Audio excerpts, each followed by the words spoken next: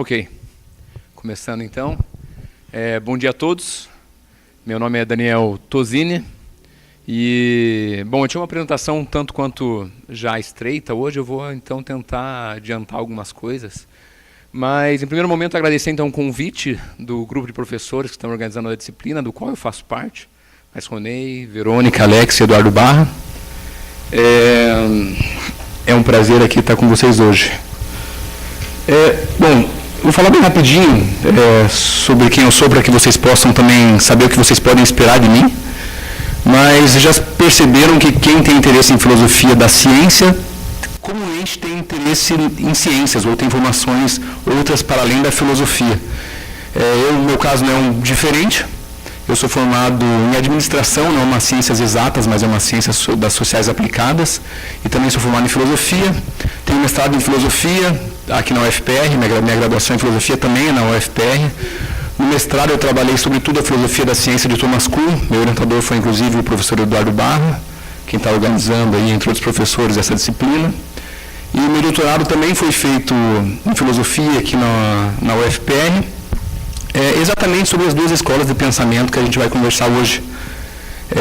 Fiz, inclusive, 2 anos da minha formação na Universidade de Nantes, na França, onde eu tive a oportunidade de me contatar diretamente, tanto com o Bloor como com o Latour, que são os autores que a gente vai tratar.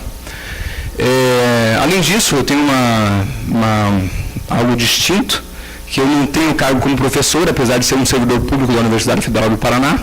Eu sou um servidor técnico administrativo, um administrador. Minha formação, meu cargo de administrador na universidade aqui na UFPR, trabalho atualmente no setor de ciências humanas, mais especificamente na pós-graduação em filosofia. Mas então, o que a gente vai tratar hoje, né? A gente vai tratar hoje de 2 escolas de pensamento. A primeira se chama Programa Forte em Sociologia do Conhecimento e a segunda, Teoria Torre-Rede. Essas escolas de pensamento, elas são formadas por uma multiplicidade de autores. Não somente esses 2 autores que estão nomeados aqui no nosso slide. No entanto, esses 2 autores, pode-se dizer, são os responsáveis, talvez os mais importantes, ou talvez os mais que contribuíram para propagar essas ideias, né? Talvez os mais populares entre eles. Temos o David Bloor, pelo Programa Forte em Sociologia do Conhecimento. Eu vou falar mais Programa Forte em vez do nome completo, tá bom? E o Bruno Latour, do lado da Teoria Torre-Rede. Mas qual que é o interesse, né, de estudar esses 2 autores para a gente? Esses 2 autores, em comparação ao que vocês vinham estudando, eles traçam uma nova agenda de problemas. Eles começam a cuidar de questões um tanto quanto distintas do que vocês viram até agora. Sobretudo aquela primeira fase, aqueles primeiros autores que vocês viram nessa disciplina. O debate que eles colocam em pauta é sobretudo sobre como é possível compreender a ciência, né? O que a gente tem que fazer se a gente quiser entender a ciência? E, além disso, eles se focam, sobretudo na primeira fase desses 2 autores, qual que é a capacidade da sociologia para explicar a ciência? Ela seria capaz de explicar a ciência tal como outras áreas do conhecimento fazem, no caso, tal como a filosofia faz? Eles tinham interesse, então, de explicar a ciência tal como ela realmente acontece, que é um pouco distinto, pelo menos na visão desses autores, de como era feito até então. Os professores que foram convidados para dar essas aulas aqui dessa disciplina, já foi dito isso, têm um pouco de perfil de estarem um pouco de acordo com aquilo que eles vão defender, com os autores que eles trabalham. Então eu vou, além de fato estar de acordo com muito que esses autores tratam, eu vou tentar falar aqui tal como eles apresentariam, com a mesma polêmica e com a mesma, de maneira até defensiva dessas posições. Já é provocativo, no caso, eu falar que esses autores querem descrever a ciência tal como elas realmente acontecem, e isso não era feito antes. Então aqui é o nosso plano de aula. Eu vou dar primeiro uma introdução geral dos autores, onde eu vou mostrar um rosto para vocês, para deixar essa coisa um pouco menos abstrata. No segundo momento eu vou falar dos antecedentes, das visões tradicionais da filosofia e da sociologia, para mostrar em que contexto eles se encontravam e por que eles se tornam importantes por meio de contraste do que era feito anteriormente. Depois eu vou falar um pouco do Bloor e do Programa Forte em Sociologia do Conhecimento. Depois eu vou falar de um momento de acordo entre Bloor e Latour, que é quando o Latour desenvolveu o que a gente chama de antropologia da ciência. E, por fim, eu eu vou falar do Latour e a teoria Torre-Rede, que é um desenvolvimento das suas teorias e de um debate que começou com um caminho muito próximo com o que o David Bloor fez. Então, só para vocês terem em mente onde a gente quer chegar, né? E vamos ver se a gente vai ter tempo a partir do que a gente tem a partir de agora. Então, vamos lá para a introdução em geral aos dois autores. Nesse momento vai interessar menos a filosofia e o pensamento deles, mas mais, de fato, uma contextualização pessoal dos dois, tá bom? Esse aqui é o David Bloor, ele nasceu em 42, ele é inglês, apesar de ser conhecido pelo seu trabalho desenvolvido na Escócia. Ele ainda é vivo, diferente dos filósofos que vocês estudaram até agora, esses filósofos, sociólogos, pensadores que a gente vai estudar hoje são pensadores contemporâneos. Ele é graduado em filosofia e em matemática pela Universidade de Keele. Ele fez estudos em filosofia e psicologia experimental na Universidade de Cambridge. E ele também é doutor em psicologia pela Universidade de Edimburgo, onde ele foi professor, e é professor em hoje emérito, ele já aposentado. E a tese dele, por exemplo, se chamava isso, Discurso e Regulação do Comportamento, algo bastante voltado, de fato, para a psicologia. Mas interessante que, apesar dessa formação bastante eclética dele, ele ficou conhecido, sobretudo, pelos seus estudos em sociologia. Não quer dizer que ele foi simplesmente conhecido pelos sociólogos, talvez ele tenha causado mais impacto entre os filósofos, de fato, apesar de seus estudos sociológicos. Ele trabalhou vários temas durante a vida, entre eles, no começo, sobretudo, da sua carreira, bastante sobre o debate entre Karl Popper e Thomas Kuhn. Trabalhou bastante a filosofia de Wittgenstein e, por si só, a sociologia do conhecimento. É importante saber essas coisas porque, às vezes, você não conhece o autor específico, mas sabendo as influências que ele teve durante a sua carreira, e já leu, por acaso, quem sabe, o Wittgenstein, isso pode ajudá-los a compreender uma coisa ou outra já. Ele foi bastante influenciado, sobretudo pelo segundo Wittgenstein, para aqueles que conhecem esses termos, primeiro e segundo Wittgenstein. Esses são os livros, todos os livros que o David Bloor publicou durante sua vida. Ele está vivo ainda, não quer dizer que isso pode alterar, obviamente. O primeiro deles é o mais importante, é ele que dá o início aí do programa Forte, onde a gente encontra suas principais ideias dessa escola de pensamento. Ele tem 2 livros sobre Wittgenstein, a teoria social do conhecimento e regras e instituições Wittgenstein. Tem um livro sobre conhecimento científico, uma análise sociológica, que foi escrito com outros 2 autores ligados ao programa Forte, o Barry Barnes e o John Henry.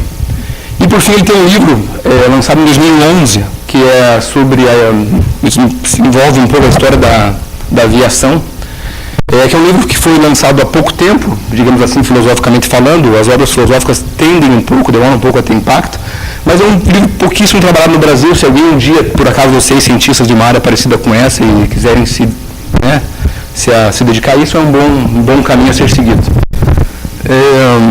Esse aqui, por fim, então, é o Bruno Latour, nosso outro personagem da manhã. Ele é francês, nascido em 47, um pouco depois do Bloor, na França, em Bonn, perdão.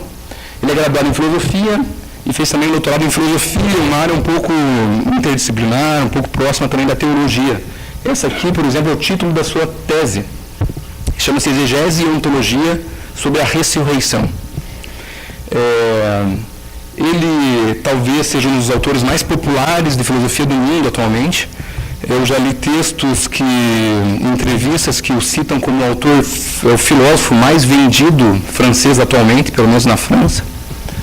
E ele é um autor bastante eclético, como a gente vai ver. Ele ficou conhecido pelos seus estudos em antropologia, pelos seus estudos em sociologia, pelos seus estudos em filosofia. E não é comum a gente entrar em sites universitários e encontrar a cara do Latour assim, estampada com uma chamada super popular. Tem algo? Super popular para vender essa imagem do Latour como o filósofo do momento. Ele mesmo, o Latour, investe muito na sua carreira pessoal. Ele tem um site, bruno-latour.fr, que você pode encontrar todas as suas publicações, todos os seus livros, sua agenda, seus eventos, inclusive uma sessão de perguntas mais frequentes. Então, a gente vai ver que ele é bem polêmico sobre, até nesse ponto, eu acredito que ele já é bastante distinto do que a gente tem costume de ver, sobretudo no mundo filosófico, ou dos filósofos. Esses são alguns livros que o autor publicou. Ele é um escritor incansável. Eu já contei, acho que pelo menos 20 livros ou mais de 150 artigos. Então, é difícil dar conta de toda a sua obra. Cada ano, aqui, por exemplo, já tem um livro que foi lançado depois desse de 2016, que é O de Aterrissar, O Atterrir, em francês, não tem tradução, acho que em português ainda. Como se orientar em política. Ele está falando de política agora, sobretudo, o autor. Aqui, eu ia passar um pouco sobre os livros, mas pelo nosso tempo eu vou deixar. Mas tem alguns livros que, só vou citar, são interessantes para quem é cientista e quer entender um pouco o que ele faz sobre ciência. O primeiro, Vida de Laboratório, a gente vai trabalhar bastante hoje. O segundo, A Pasteurização na França, para os biólogos, pessoal da área aí que trata até de medicina. Ciência em Ação, tem uma série de estudos de casos que ele faz. No Brasil ficou muito popular o livro Jamais Fomos Modernos, de 91. Quem é do direito, ele tem um livro chamado The Making of Law, que ele faz aí uma expedição na Suprema Corte Francesa para trabalhar um pouco de suas ideias. Tem duas características de seus livros, quase todos. Ele, de algum momento, tenta defender que tanto a sociedade e a natureza estão em constante construção, no processo de construção e de associações humanas, digamos assim. E a segunda característica, ele costuma fazer pesquisas em loco. Ele vai até o lugar onde se costuma produzir conhecimento, onde tem aqueles ideais de racionalidade, objetividade bem clássicos, e ele fica lá fazendo pesquisas em loco, junto com aquelas pessoas, para entender como funciona a produção do conhecimento, digamos assim. E nesse livro aqui sobre direito, ele fez isso na Suprema Corte, lá da França. Não sei se é correto chamar Suprema Corte, se é uma boa tradução, porque é um pouco diferente lá, mas acho que é o melhor equivalente. Bom, mas vamos lá. A gente deu aqui uma visão geral sobre os autores, agora a gente vai participar para os seus antecedentes filosóficos e sociológicos. Bom, essa aqui é uma maneira de representar a história da filosofia da ciência. Essa é uma maneira, veja lá entre aspas. A gente tem que lembrar que para contar a história, a gente tem uma participação do autor. Quem escolhe quando começa e quando termina não é nada claro para quem for já fazer pesquisa de arquivo e campo para saber onde está o começo e o fim dessas áreas. E essa história que eu coloquei aqui, se confunde inclusive com a história que foi escolhida contar para vocês. A gente já falou sobre ciência antes do positivismo lógico, mas aqui a gente escolheu começar aqui com uma tradição específica. E eu quero mostrar aqui uma evolução, um aumento da complexidade das explicações sociais. Eu estou defendendo aqui para vocês já isso, que autor a autor isso foi ganhando espaço, durante essas correntes filosóficas, essas ondas filosóficas, digamos assim, e cada vez mais para lá a gente tem menos espaço para críticas aos ideais da ciência comuns, aquelas visões de objetividade, progresso e racionalidade científica. Então, para lá, menos espaço para essas críticas, para cá, mais espaço para a complexidade e para o social. Vou passar bem rápido sobre isso, eu me deter um pouco mais, mas, por exemplo, positivismo lógico. Qual que é o espaço que o social tinha naquelas teorias defendidas, tais como vocês já viram? Sobretudo na explicação sobre o conteúdo, sobre o que realmente o cientista faz. Lá eles reduziam a ciência a uma série de preposições, a relações lógicas, certo? Lá no fundo a ciência, ou aquele produto, o conhecimento, podia ser feito por uma pessoa, desde que aquelas construções, frases estivessem bem construídas, seguissem uma sintaxe adequada e tivessem com relação direta, pudessem ser verificadas na experiência, ok. Bastava as sentenças da ciência para que você pudesse explicá-lo. O social, o positivismo lógico falou bastante sobre o social, mas não exatamente sobre o social dentro do conteúdo da ciência, das teorias científicas. Depois a gente tem uma segunda onda aí do Popper e do Lakatos. O Lakatos vocês não viram, mas é um discípulo de Popper, bastante próximo a ele em relação à procura de um método científico único para a ciência. No Popper, o social ganhou um pouquinho de espaço. Lá a questão ainda mais importante é a metodologia. Deixa eu ver o horário. É a metodologia. No entanto, as questões dos enunciados básicos para Popper, acho que vocês trataram sobre isso, são aceitas de maneira intersubjetiva. O que você usa para falsear um enunciado, uma teoria científica, são os enunciados básicos, aqueles mais próximos da realidade, se a gente pode falar assim de uma maneira bem genérica. E lá, Popper falava já em interobjetividade, ou seja, as pessoas chegam a critérios de consenso sobre como aceitar esses enunciados básicos. Lá o social ganha um pouquinho de espaço, mas o que importa mesmo é o método da ciência, é o falsacionismo. Depois você tem o Kuhn e o Feyerabend. Aqui o social já tem uma evidência muito maior. Não é à toa que esses autores foram criticados pelo seu subjetivismo, pelo seu irracionalismo na ciência e coisas do gênero. O principal conceito de Kuhn, por exemplo, é o paradigma. E como que a gente define paradigma, se não um conjunto de crenças, regras, valores e normas compartilhadas entre os cientistas? Quando a gente fala em compartilhamento, a gente já está falando de pessoas, de mais de uma. Então o social começa a entrar em jogo nessa questão. Para depois, por fim, chegar então no Bourdieu-Latour que a gente vai tratar hoje. Esse pessoal que normalmente é denominado como construtivista social, apesar de não gostarem desses nomes, mas outros nomes que convêm mais para eles, né, e eles aceitam tranquilamente, que é o Science Studies. Quem estuda História e Filosofia da Ciência Contemporânea vai lidar com esses termos, que em português normalmente traduzido para si, estudo da ciência, estudos sociais da ciência e coisas do gênero. Lembrando que você pode falar estudo da ciência ou estudo das ciências. O S nas ciências já é uma tomada de posição para essas pessoas. Essas pessoas não estão mais preocupadas somente com a física, que inicialmente lá o positivismo lidava. Não estão falando somente da física ou então da química, que o Popper falava, ou então o Kuhn, melhor, né, quando eu começava a falar um pouco já de química, de biologia, mas está falando das ciências em geral. Aqui, por exemplo, nosso curso chama-se Filosofias da Ciência e da Tecnologia. Também é uma tomada de posição. Filosofias, podia ser filosofias das ciências e das tecnologias. Mas esses autores estão mais para o plural nesses nomes. Tá? Bom, aqui é a história da sociologia, eu não vou meter sobre esse ponto, senão a gente não vai conseguir dar conta do que a gente tem hoje. Mas a ideia é que a gente vai ter nesses autores, antes desses autores que a gente vai tratar, do Bourdieu e do Latour, algo muito semelhante ao que a gente tinha na filosofia, que é uma separação do campo que é filosófico e do campo que é sociológico de tratar a ciência. Esses autores trataram de fato sobre a ciência, falaram um pouquinho sobre elas, mas a questão é que o que eles tratavam estava um pouco ainda periférico, era externo ao que a gente entende por interioridade da ciência. Cada um teve sua maneira de tratar a ciência, mas ainda assim não era exatamente como o Bourdieu e o Latour vão ver essa questão. Eu vou mostrar mais rapidamente em uma frase de cada um, uma frase de um filósofo, uma frase de um sociólogo, o que eu quero dizer com divisão de campo entre o que é o trabalho da sociologia e o que é o trabalho da filosofia.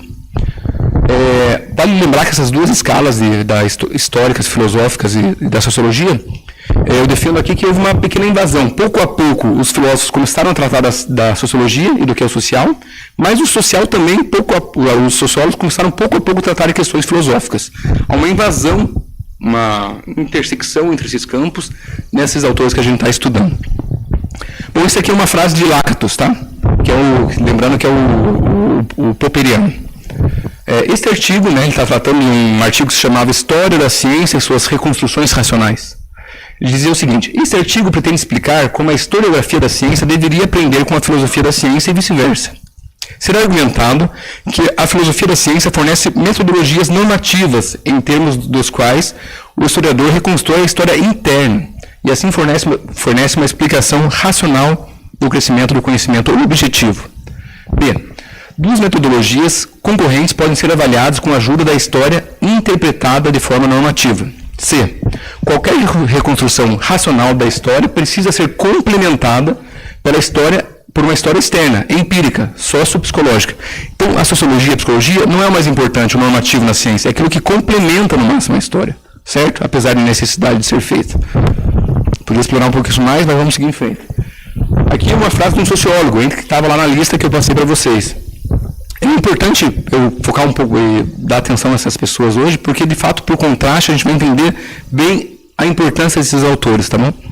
Na história da filosofia e da sociologia da ciência. Bom, o Merton, num texto que se chama A Estrutura Normativa da Ciência, ele diz o seguinte: estamos aqui preocupados de forma preliminar com a estrutura cultural da ciência, isto é, com um aspecto limitado da ciência como instituição. Assim, devemos considerar não os métodos da ciência, métodos Popper, positivismo lógico, mas os costumes com os quais eles estão cercados. Certamente, os cânones metodológicos são frequentemente expedientes técnicos e compulsivos morais, mas é somente este último que é a nossa preocupação. Este aqui é um ensaio de sociologia, na sociologia da ciência, não uma excursão na metodologia, ou seja, nos termos de Popper, isso não é filosofia. O que é filosofia se não cuidar da metodologia da ciência para os autores que vocês viram até então, tudo até Popper, com o Fleck, com o Feyerabend já muda um pouquinho a questão. Mas ainda não é como os autores vão trabalhar. Bom, mas então vamos, enfim, ao programa Forte. O programa Forte então, foi desenvolvido em Edimburgo na década de 70. Esse é o principal livro onde a gente pode encontrar as ideias. Tem vários livros que a gente pode encontrar o que esses autores trabalham. Mas esse livro aqui, para mim, é onde ele é condensado todas as principais teorias desses autores. É um bom livro para quem tiver interesse, se interessar sobre esse tipo de tratamento da filosofia, é esse livro aqui, A Ciência Tal Qual Ela é Feita, Tal Qual Ela Se Faz, que é um livro organizado, não dá para ver no slide, um pouco sem foco aqui, mas organizado por Bruno Latour, que ele publicou uma série de artigos dos membros vinculados ao programa Forte, ou próximos a ele, para a língua francesa, justamente para popularizar essa maneira de fazer filosofia na França. E aqui são alguns nomes relacionados ao programa Forte, tá? David Bloor, Stephen Chapin, John Farley, Gayson, Mackenzie, Harry Collins, é bastante importante. Inclusive tem pessoas que defendem que existem duas escolas do programa Forte. O Harry Collins seria o líder da escola de Beth, e o David Bloor, nosso autor de hoje, seria o líder da escola de Edimburgo. Mas esse é um pouco, cada um tem sua particularidade, é melhor chamar cada um pelo seu nome específico, ou então pelo nome geral, Sociologia do Conhecimento Científico, ou por Science Studies, ou coisas do gênero. Bom, mas uma boa maneira de entender um autor é entender qual problema ele está lidando. E o problema que o David Bloor está lidando aqui é justamente isso, né? Ele se questiona sobre esses limites impostos à sociologia e sobre essa divisão de trabalho entre filósofo e sociólogo. Ele questiona o que ele chamou aqui, um conceito que vale a pena entender, porque é um conceito chave para essa ideia, que ele questionou a sociologia do erro, a qual era confinada ao trabalho do sociólogo. Isso quer dizer que o sociólogo ele era chamado para dar conta dos maus momentos da ciência, enquanto o filósofo era chamado para dar conta dos bons momentos da ciência. O que quer dizer isso? Se tudo está ocorrendo bem, o sociólogo, o filósofo, é chamado para explicar o que é racionalidade, o que é a verdade, o que é a objetividade, o que é o progresso científico e tudo mais. É o filósofo que vai dizer por que a gente toma um medicamento e funciona, por que a gente sobe numa montanha russa e ela funciona tal como planejado por um cientista. E o que sobrava, então, aos sociólogos nesse momento e nessa visão aí de sociologia do erro, a qual o Bloor se opõe? O sociólogo ele vai chamar quando as coisas saem do trilho. Por exemplo, como que a gente toma um medicamento e daí tem algum problema nos efeitos esperados?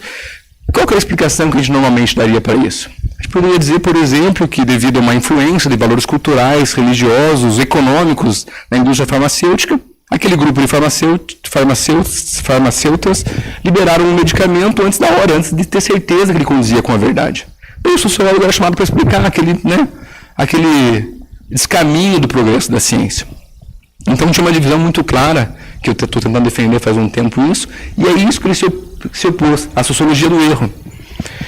Eles perguntavam, né, por que restringir a sociologia somente aos maus momentos da ciência? Por que ela não seria capaz, ela não teria método suficiente, capacidade para dar conta de explicar a ciência em seus bons momentos, ou então o conteúdo científico, a natureza do conhecimento científico? Então, para isso que eles desenvolveram um programa, ele ficou sendo conhecido assim, ele mesmo dá esse nome, Programa Forte em Sociologia do Conhecimento. Bom, um programa é um conjunto de instruções, em geral, que se a gente segui-los vai chegar a determinado ponto, né? Vale a pena a gente interpretar um pouco o conteúdo aí desse nome para a gente já começar a entender o que eles querem dizer com tudo isso. Então, eles são um programa, eles passam uma série de instruções de como a sociologia deve agir para fazer a sociologia da ciência. Eles são fortes, porque eles são robustos, capazes, eles se veem capazes, sem limites, digamos assim, para o seu método. Eles realmente acreditam que aquilo é capaz de ir mais longe em comparação até onde a sociologia, no caso, ia na explicação da ciência e da natureza científica.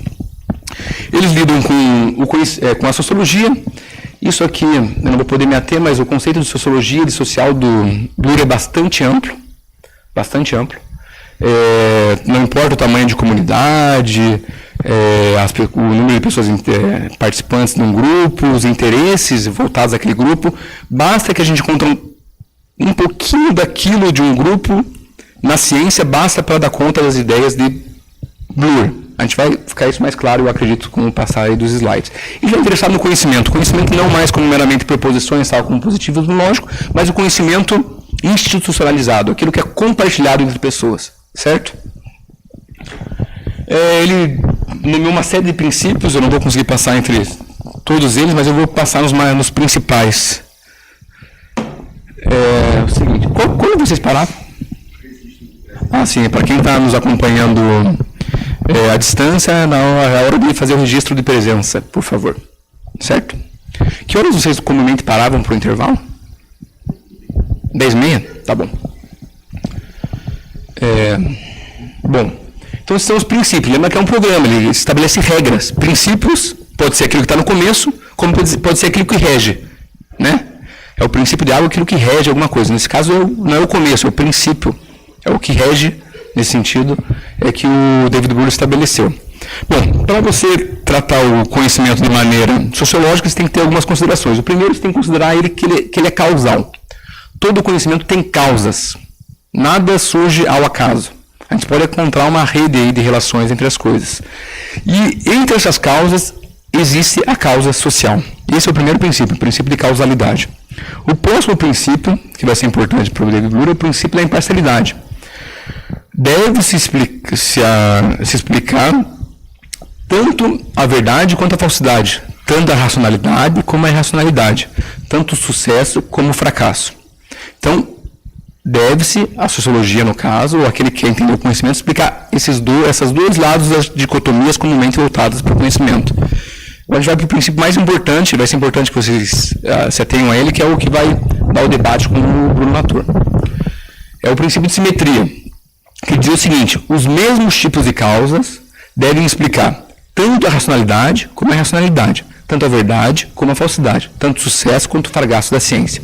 Isso significa o seguinte: se a gente acha um tipo de causa social, por exemplo, para explicar a falsidade, quando a ciência vai mal, a gente tem que saber que esse tipo de causa também está quando a ciência, em um momento de sucesso da ciência, quando a gente está lidando com a verdade.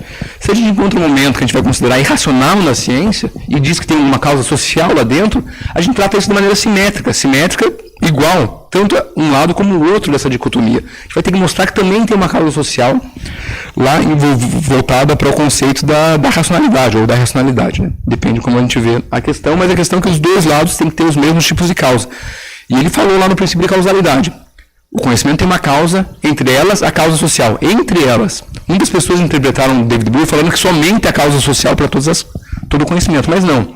Ele só está defendendo uma coisa um pouco mais humilde, que entre o conhecimento racional, verdadeiro e objetivo, que leva ao progresso, também existem causas sociais. Certo? Pode dizer que ele tem uma análise, uma abordagem multicausal, né, do conhecimento, não somente algo que explica diretamente o que é isso. Tem outros princípios, eu não vou ter tempo para passar por eles. Tem várias outras diretrizes, né, que lidam que ele pode tirar lendo os textos aí do David Bloor e do pessoal do Programa Forte. Entre elas, vale a pena citar só o empirismo. Eles se consideram empiristas também. Não são só os empiristas lógicos que se consideram empiristas. Eles também acreditavam ou então defendiam que, para você saber o que é o conhecimento, você tem que lidar com a empiria, com aquilo que vem dos dados sentidos, com a pesquisa de campo, no caso deles, certo? O alvo deles era a ciência e o conhecimento institucionalizado, eu já disse. Eles tinham como estratégia colocar... Isso eu vou deixar para depois, tá? Essa é a estratégia dele que vai voltar com o Bruno Latour. Mas a questão é a seguinte, você está falando um monte de coisa conceitual abstrata, mas cadê os exemplos, os estudos de caso, né? Para você mostrar isso de maneira mais concreta, o que isso quer dizer com um impacto social na ciência, no conteúdo da ciência e em sua natureza. Na sua primeira fase, naquele livro que eu indiquei, de 76, O Conhecimento Imaginário Social, o David Bloor fala muito pouco sobre casos e estudos de casos. No final do livro dele tem uma série de artigos, uma série de pequenos estudos de caso. Mas esse eu acho que é a parte mais talvez menor do livro dele. De fato, é pouco. Deixa talvez a desejar.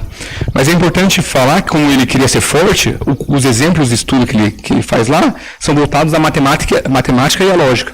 Então, a ciência para ele, naquele caso, em análise, é a matemática e a lógica. Se tem alguma matemática e lógica que quer analisar o que ele falou sobre isso, no livro está lá. Mas o David Bloor, apesar de ter produzido pouco estudo de caso nessa época, ele influenciou muitos autores. O livro dele parece que deu assim um abraço caloroso naquelas pessoas que queriam utilizar a sociologia para explicar a ciência. E dentre essas pessoas que ele influenciou, a gente pode encontrar, então, por fim, o Bruno Latour, que é o nosso segundo autor aqui do dia de hoje. Que a gente vai dividir em duas fases, então. A primeira antropológica, e quando ele está em acordo com o David Bloor, e a segunda, que a gente vai chamar de fato em teoria Torre-Rede. Bom, o Latour, ele tem um livro lá, o primeiro livro de 79, chama-se Vida de Laboratório, a construção social do fato científico. Vida de Laboratório, a construção social do fato científico. Tem em português esse livro. Uma versão já um pouco modificada da original, mas já é bastante interessante. Se o David Bloor se perguntava e se opunha à sociologia do erro, o Bruno Latour fez uma coisa muito parecida. Ele se opôs ao que ele chamou de ciência da periferia, como a antropologia como ciência da periferia, melhor dizendo. O que quer dizer antropologia como ciência da periferia? Quando a gente pensa no antropólogo, qual que é o nosso estereótipo de antropólogo? Né? O que vem na nossa mente? O que eles estão estudando? Eu conduzo já uma pergunta retórica. A resposta, normalmente, pelo menos na minha mente, vem o antropólogo que vai estudar o conhecimento tribal, vai estudar os indígenas, os aborígenes. No máximo, quando vai estudar alguma coisa um pouco mais próxima da nossa cultura, por exemplo, a cultura ocidental, se é que a gente pode dizer que é próxima, ou em quais sentidos não se sabe, ele vai se dedicar àquelas ciências que ainda não adquiriram o mesmo status que tem a ciência física na nossa sociedade. Um sociólogo vai, por exemplo, estudar e se dedicar a entender a acupuntura, né, a medicina oriental, como eles tratam os corpos e as doenças de maneiras distintas da nossa. A gente pouco vê sobre tudo isso nos anos 70, quando ele escreveu esse livro, começo dos anos 80, o antropólogo se dedicando a entender a nossa própria sociedade. Hoje isso é mais comum, mas eu estou falando de fato aí como pode ser apresentado isso historicamente. Mas o Latour fez uma coisa muito interessante, que foi a seguinte, deixa eu controlar o tempo, ele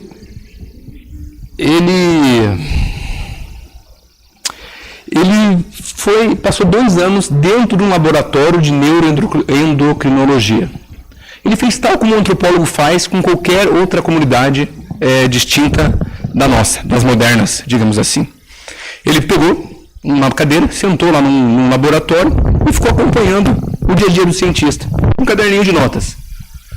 Acaba de entrar no laboratório uma pessoa com roupa branca. Pessoa de roupa branca se dirigiu à sala da seção B, que eu nomeio seção B, onde há uma série de equipamentos, tubos de ensaio e companhia. 9h40. Entrou na sala, pessoa de calça jeans, sem uniforme comum, tal como os participantes da sala B. A pessoa se dirigiu a uma sala onde tem computadores, impressoras e passou o dia inteiro a telefonar para instituições governamentais e companhia. E foi isso que ele fez. Isso aqui é uma imagem, por exemplo, do livro dele que eu tirei lá. Que ele tenta, tal como faz um antropólogo, ele tentou descrever lá como que era o laboratório, né? Tem uma parte entre animais, tem uma parte que cuida da fisiologia, uma parte que cuida da química, no meio tem uma parte que cuida das questões administrativas, que entram e saem e-mails, entram e saem contatos com órgãos governamentais. Tem uma parte que entra as questões energéticas, né, de energia e tudo mais.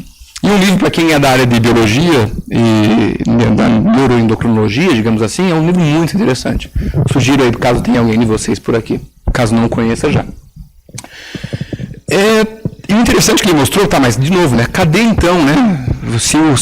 Assim como Bloor se perguntava como aplicar a sociologia ao conhecimento, ao conteúdo da ciência, e o Latour falava o mesmo, temos que aplicar sim a sociologia, mas não só a sociologia, a antropologia também para entender a ciência, e não só o que é periférico da ciência, mas o dia a dia, o conteúdo da ciência. Mas como que ele fazia isso? Ele anotou e observou não só o comportamento diário, mais periférico, de fato, como eu descrevi agora, a pessoa entrando no laboratório, mas também os debates científicos. Ele acompanhava aquilo. E ele tentava mostrar como um fato científico pode ter uma vida muito rápida e dinâmica, como ele pode nascer e morrer. Um fato científico num sentido bem amplo. Quero dizer aqui, por exemplo, quem de vocês já não viveu uma experiência de estar com o seu orientador, jogar uma ideia e somente pelo olhar do orientador como resposta, você já abandona aquela ideia como possibilidade de segui-lo. Não é verdade? Aquilo lá poderia ter sido um fato científico.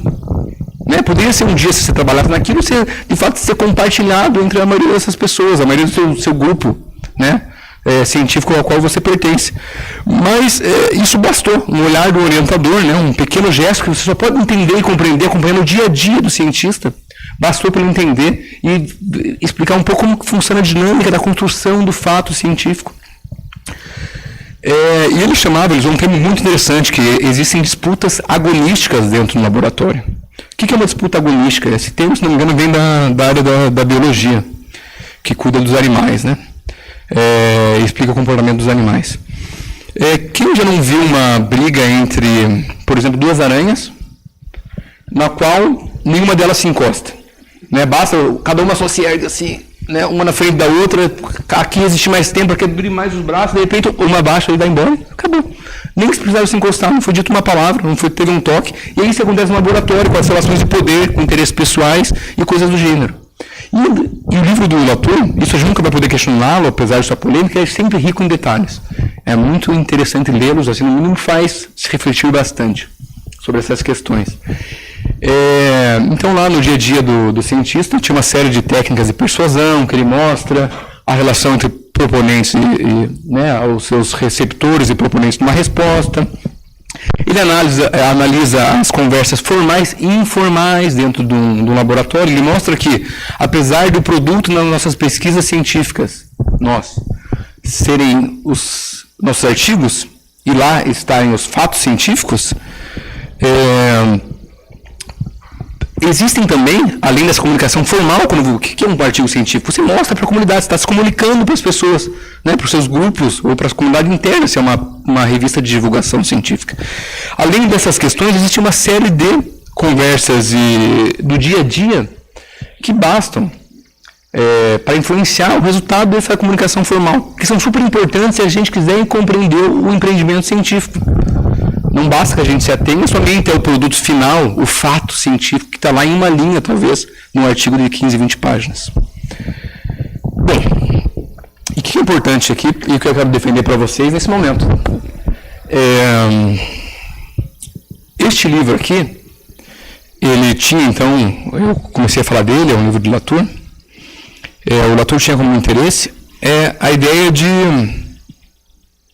aplicar também, tal como fez David Bloor, as ciências sociais ao conteúdo da ciência. Aqui a gente falou um pouco mais claro do que eu falei com detalhes em relação ao David Bloor, como isso se passa na prática. Mas o que eu quero defender aqui é que o livro de Latour, de algum modo, ele foi feito para corroborar os princípios do programa Forte. Lembra que eu falei que o David Bloor influenciou várias pessoas? E o Latour também? A epígrafe do livro de David Bloor, na primeira versão, depois isso foi inclusive extinta em algumas versões, diz o seguinte: era uma frase de Bloor, dizia ele: se a sociologia não pudesse ser aplicada de forma completa ao conhecimento científico, isto significaria que a ciência não poderia se conhecer cientificamente. Tem uma série de coisas que eu poderia comentar, mas vamos deixar. Mas o que é mais importante, assim, a epígrafe do livro de Latour era uma frase de Bloor, do livro de 76, que é o Conhecimento Imaginário Social, sobre o qual eu falei até agora. E também lá no meio do livro dele você encontra coisas do gênero como isso aqui. Ele diz, se o processo de construção social pode ser demonstrado para um fato de aparente solidez, nós sentimos que isso providenciaria um notável argumento para a viabilidade do programa Forte em Sociologia da Ciência. E então, acho que, pelo menos pelo que a gente tem de citação, a gente pode dizer que, nesse momento, ambos faziam parte do mesmo programa, certo? Ambos estavam com as mesmas ideias em mente. Existe uma questão que o Latour coloca por vezes no seu livro, A Vida de Laboratório, que é a seguinte, que daí dessa aí não gerou debate e polêmica no primeiro momento, mas já era uma discordância um pouco com David Bloor, que ele dizia o seguinte: a natureza é o resultado da atividade científica. De algum modo, ele falava e criticava já os positivistas e a quem veio antes dele, comentando que ele não podia utilizar simplesmente as teorias dos fatos científicos para explicar, né, o resultado da ciência, para explicar a ciência, porque aquilo vinha depois da atividade científica.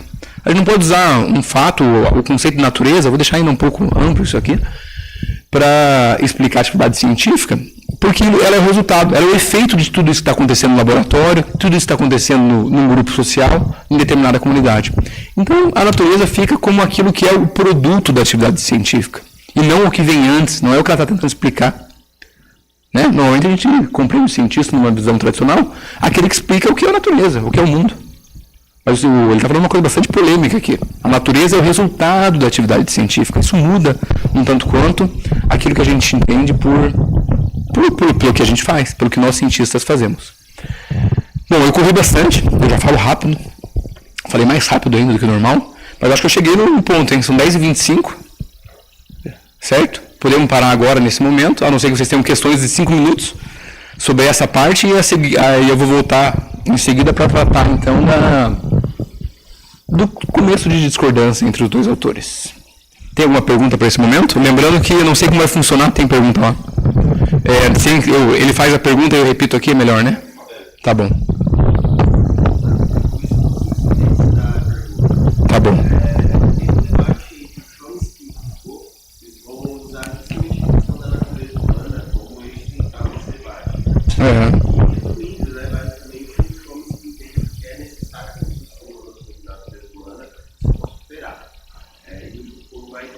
É necessário a natureza humana para que isso possa operar, né? É isso?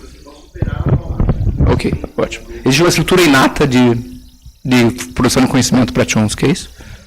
Tá. Ele vai justamente questionar a noção de natureza humana como um conceito datado, né? Que tem início, meio e fim. Então, ele, na verdade, vai transformar o conceito de natureza humana numa coisa, sei lá, que, na verdade, não tem tanto sentido. Essa fala, né, do lado da natureza humana, poderia ser considerada como uma forma de pensar numa natureza, ao mesmo tempo que essa natureza é construída no processo de conhecê-la. Tá, vou repetir a pergunta para o pessoal que está à distância, tá? Ele fez... Como é teu nome?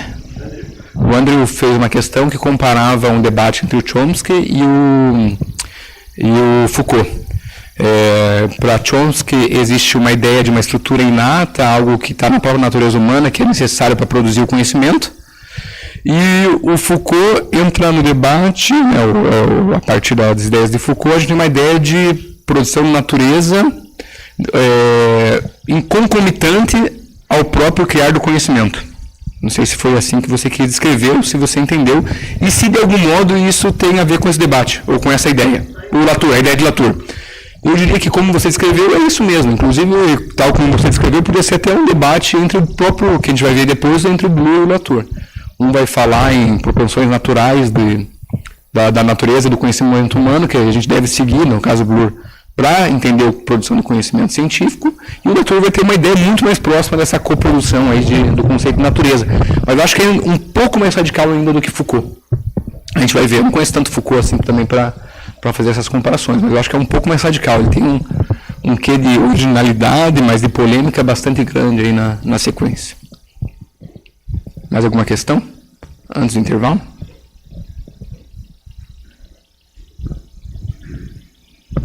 Chega? Bom, obrigado. Voltamos então em quanto tempo? 20 minutos?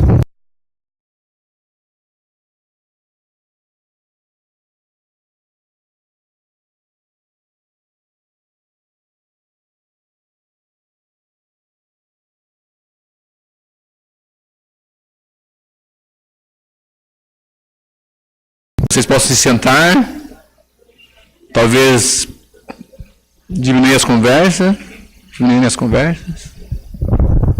certo? Beleza. Bom, então qual que é o cenário que a gente viu até aqui? Retomando, a questão de didática.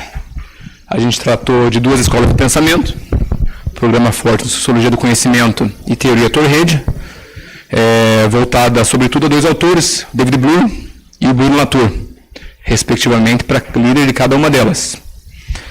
A gente apresentou um rosto para vocês, de cada um deles.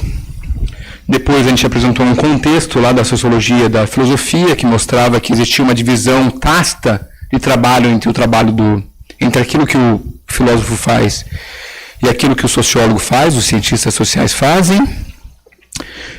Mostrando que essa ideia de separação entre o trabalho de um e de outro era também vista na história da sociologia.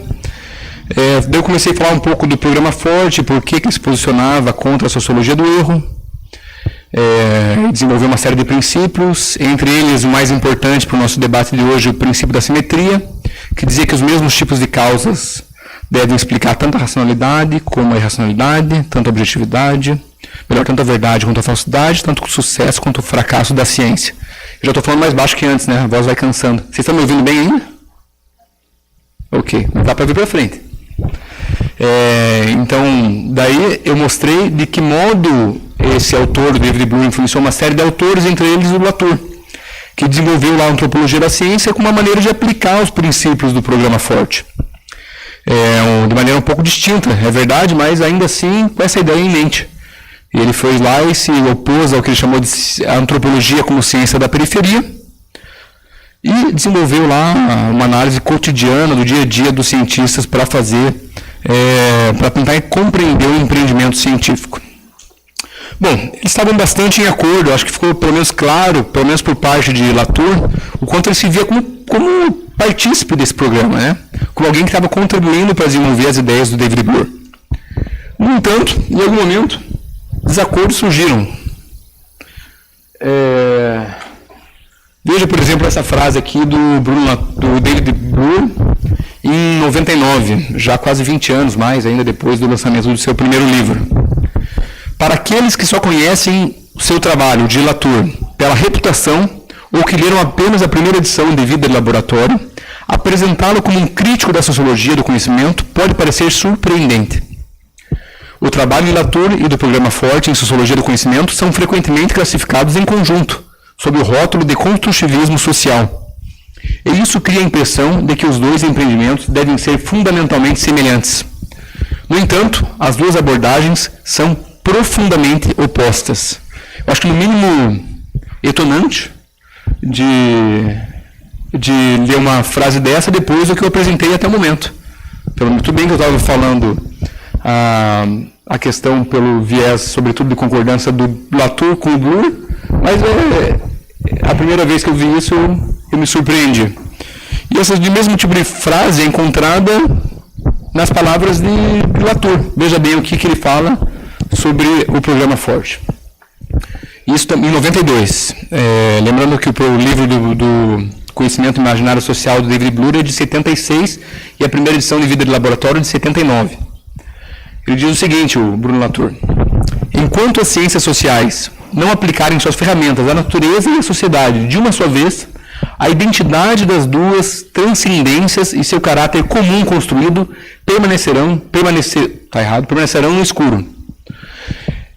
É por isso que a solução intermediária, realismo social alternado com relativismo natural, defendida por muitos anos por colegas como David Bloor e Harry Collins, são, a longo prazo, contraproducentes, tanto para o campo de pesquisa como para o seu próprio programa. Então ele está dizendo que a ideia de Bloor, com a qual ele concordava veementemente, podemos dizer assim, é inclusive contraproducente para o campo de pesquisa do qual eles participam, que é os estudos da ciência, ou a sociologia da ciência, podemos chamar assim ainda, de uma maneira já um tanto quanto distinta nessa época.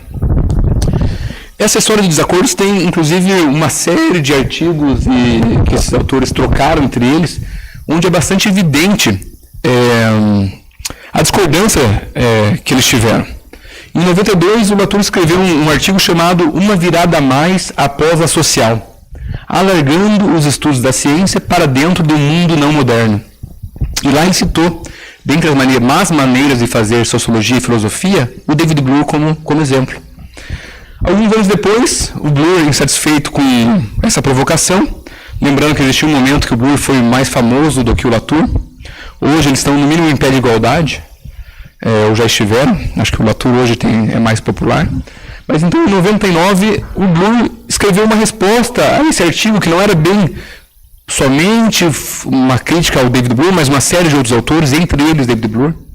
E o Bloor escreveu um artigo bastante direto chamado Anti-Latour, na qual ele se colocou, então, frontalmente em oposição, né, ao que o Latour dizia. Entre as suas críticas aqui, ele classificou o Latour como entre aquelas pessoas que pior o entenderam, o que jamais que mais causaram dano ao campo dos estudos científicos, pelo fato de ele ter ensinado o pensamento do David Bloor durante anos na universidade. Ele falou que o prejuízo não podia se calcular, incalculável. Depois, em 99, o Latour escreveu um artigo também, em 99, chamado Para David Bloor e Além, uma resposta ao anti-Latour de David Bloor. E, por fim, acabou-se as críticas diretas, dessa maneira, pelo menos, com outro artigo em 99, de Bloor também, resposta a Bruno Latour. Esses artigos são bem interessantes porque eles extrapolam o ambiente filosófico comum, eles de fato têm críticas contundentes à personalidade. O Latour chegou a criticar o Bloor falando que ele tinha as ideias que ele tinha porque ele não conhecia a ciência de maneira adequada, nunca tinha entrado no laboratório, porque se ele tivesse entrado no laboratório ele teria outras ideias. Lembrando que o David Bloor é aquele cara eclético no começo, que estudou psicologia experimental, psicologia, matemática, filosofia e companhia. Então, é no mínimo interessante por essa parte também antropológica da questão. Bom, quais são os motivos, então, desses desacordos? Foi porque o Latour desenvolveu, pouco a pouco, uma nova teoria. Começou a sair do seu campo de somente corroborar a teoria de alguém, começou a desenvolver seu próprio pensamento. E desenvolveu, então, o que ficou conhecido por teoria ator-rede. As bases da discordância entre Bloor e Latour são fundamentadas, sobretudo, ao meu ver, em duas questões, dois posicionamentos um pouco distintos daquilo que era defendido pelo Latour. O primeiro deles era a ideia, o princípio que veio a ser conhecido como princípio de simetria generalizada, que o Latour vai defender. Não é só mais princípio de simetria que ele vai falar em princípio de simetria generalizada. E também a ideia que a gente pode chamar de anti ou de amodernismo, que vai ser defendida pelo Latour. Acho melhor do que antimodernismo é amodernismo, a gente pode falar sobre isso em seguida. Mas qual então era o princípio de simetria de Bloor? É aquele lá que defendia que os mesmos tipos de causas devem explicar todas as dicotomias comuns voltadas ao conhecimento. Ele nomeava 3: racionalidade e irracionalidade, verdade e falsidade, sucesso e fracasso da ciência. Os mesmos tipos de causas, entre elas as sociais, deviam explicar isso. Então, de algum modo, o princípio de simetria de Bloor, representado tal como o Latour representa. A sociedade causa a natureza. Coloquei uma interrogação porque não é tão claro que o David Bloor interpreta exatamente desta maneira. Mas ok. A questão é que, se já no seu primeiro momento o Latour defendia que a natureza era o resultado da atividade humana, né, dessa atividade que a gente chama de ciência, e não aquilo que está no seu início. O que mudou, de fato, para Latour foi que ele achou que essas mesmas implicações ao conceito de natureza estariam relacionadas ao conceito de sociedade. E a gente já vai entender o que isso significa. Uma boa maneira de traçar, então vamos começar o princípio de simetria generalizada e a ideia de amodernismo de Latour, elas se confundem um pouco com o desenvolvimento de sua história, desses conceitos. Mas eu vou tentar representá-los de modo mais esquemático, uma e depois outra, tá? Para você entender, então, no primeiro momento, o princípio de simetria generalizada, que vai ser defendido pelo Latour, um bom livro para começar a entender a sua história é esse aqui, Ciência em Ação, que tem em português também. A maioria dos livros do Latour tem em português. Ele é um autor bastante traduzido aí para diversas línguas. Esse livro é um livro bastante interessante para quem quer compreender o que é a aplicabilidade dos estudos da ciência à ciência. Como que essas pessoas fazem estudos de caso? Porque nesse livro ele apresenta uma série de estudos de caso, um livro de umas 500 páginas. Eu até vou citá-los, não pelo interesse agora filosófico, mas que talvez vocês aqui tenham uma área de formação que seja de interesse e queira dar uma olhada o que esse autor falava lá, tá bom? É uma centena. Bom, entre eles ele fala lá, durante esse livro, né? Ele fala sobre a história da dupla hélice do DNA, sobre os hormônios de crescimento, sobre o debate entre Pasteur e Pochet, sobre o desenvolvimento dos computadores, sobre a popularização da fotografia, sobre a história do raio-x. Ele faz algumas discussões sobre disputas bélicas entre nações. Ele fala sobre o caso dos raios N, a história das ondas gravitacionais, a descoberta do polônio, a criação do motor a diesel, a história da bússola magnética e da navegação. Ele fala sobre a frenologia, sobre a máquina a vapor, sobre as linhas telefônicas, sobre a cultura dos Andes, sobre as disputas em paleontologia, sobre a criação da disciplina de geologia e sobre o cultivo de vieiras em uma comunidade local na França, e muitos outros exemplos. Ele é rico em detalhes. Inclusive, o autor mesmo apresenta esse livro como uma introdução aos estudos da ciência. Ou seja, ele acredita que ele representa esse campo de Science Studies e faz lá uma introdução a isso aí e usa exemplo de vários autores. Entre eles, nesse momento, ainda exemplos dados pelo David Bloor. A cultura dos Andes, por exemplo, é um exemplo do livro de David Bloor. Nesse momento, ele já é um pouco distinto, o Latour e David Bloor, mas ainda está germinando as principais diferenças. O livro é de 87, não é ainda de 92, quando o primeiro artigo lá que o Latour criticou diretamente David Bloor. Mas esse livro dá uma série de regras e princípios. Ele segue ainda essa ideia do programa de estabelecer o que deve ser feito para estudar ciência. Né? Ele fala assim, é assim, para você estudar ciência tem que fazer isso, isso, isso e isso. Cada capítulo praticamente tem uma regra e um princípio. A regra dizendo o que deve ser feito para entender a ciência e o princípio uma visão um pouco mais pessoal do próprio Latour. Mas não vem ao caso a gente adentrar tanto nisso. Bom, eu tenho falado aqui sobre Science Studies e aqui eu coloquei um slide para tentar clarificar um pouquinho o que é isso. Né? Eu falo a todo momento, né, estudos científicos, Science Studies, que é isso que esses autores consideram que eles estão fazendo. Para quem estuda a filosofia da ciência contemporânea, é muito difícil em algum momento não se debater com esses termos, até para quem tem só interesse paralelo, não realmente do profissional da filosofia. Mas existem vários termos que representam isso. A gente pode encontrar os Science Studies, estudos da ciência, estudos das ciências ou estudos sociais da ciência, lembrando que sempre o plural lá nas ciências pode vir ou não vir. Tem gente que vai chamar mais posteriormente estudo da ciência, tecnologia e sociedade e coisas do gênero. E entre os próprios autores não tem uma definição clara sobre isso, o que é cada uma dessas áreas, como elas se dividem. Poderíamos dividir lá, né? Science Studies, de uma maneira geral, é todo estudo que tenta compreender a ciência, entre os filósofos, historiadores, psicólogos, economistas, a semiótica, os estudos literários. Dentro disso, a gente pode achar que tem os estudos mais ligados à sociologia, que estariam lá os estudos da sociologia, da antropologia, da linguística e companhia, ciências sociais, digo. Depois, dentro disso, a gente podia encontrar ainda a sociologia do conhecimento, como os autores franceses chamam as novas sociologias da ciência, que estaria o programa Forte, o pessoal do Harry Collins, que eu já citei, ou mesmo, talvez, a teoria Torrede, com algumas aspas, devido a essa questão da sociologia que vai se alterar pelo Latour. Mas eu dei uma definição aqui direta, tá? Para quem quiser, como eu entendo. Isso aqui é bastante artificial, eu não concordo com isso. É só uma maneira de tentar organizar as coisas. Mas uma definição do que a gente está estudando de Science Studies, que eu cito todo momento, é a seguinte. São todos os estudos que têm por objetivo entender a ciência, sua atividade, seus produtos, suas relações e suas representações, por meio de abordagens multi, inter ou transdisciplinares. Tais estudos, em geral, não se confundem com fazer a própria ciência, ou pelo menos não se confunde com fazer a própria ciência em estudo, porque, na verdade, a sociologia pode se aplicar à própria sociologia, daí seria tanto objeto quanto produto, digamos assim. Mas tudo bem. Aqui era só para dizer um pouco sobre o que é o Science Studies. Então, essa é a ideia geral de tentar aplicar alguma forma de conhecimento para compreender o empreendimento científico, né? Se você quer entender a ciência, o que você vai fazer? É isso que as pessoas estão tentando fazer e se colocam em questão quando estão tratando isso aqui que eu estou falando para vocês. É importante, eu lembrei de uma questão.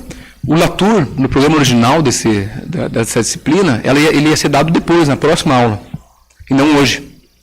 Mas, devido a uma mudança na agenda e na própria proposição dos próximos professores, se alterou. Então, eu fiquei responsável por falar dos dois. Antes ia ser 2 aulas. A próxima aula será com o Cupani, vai ser adiantada.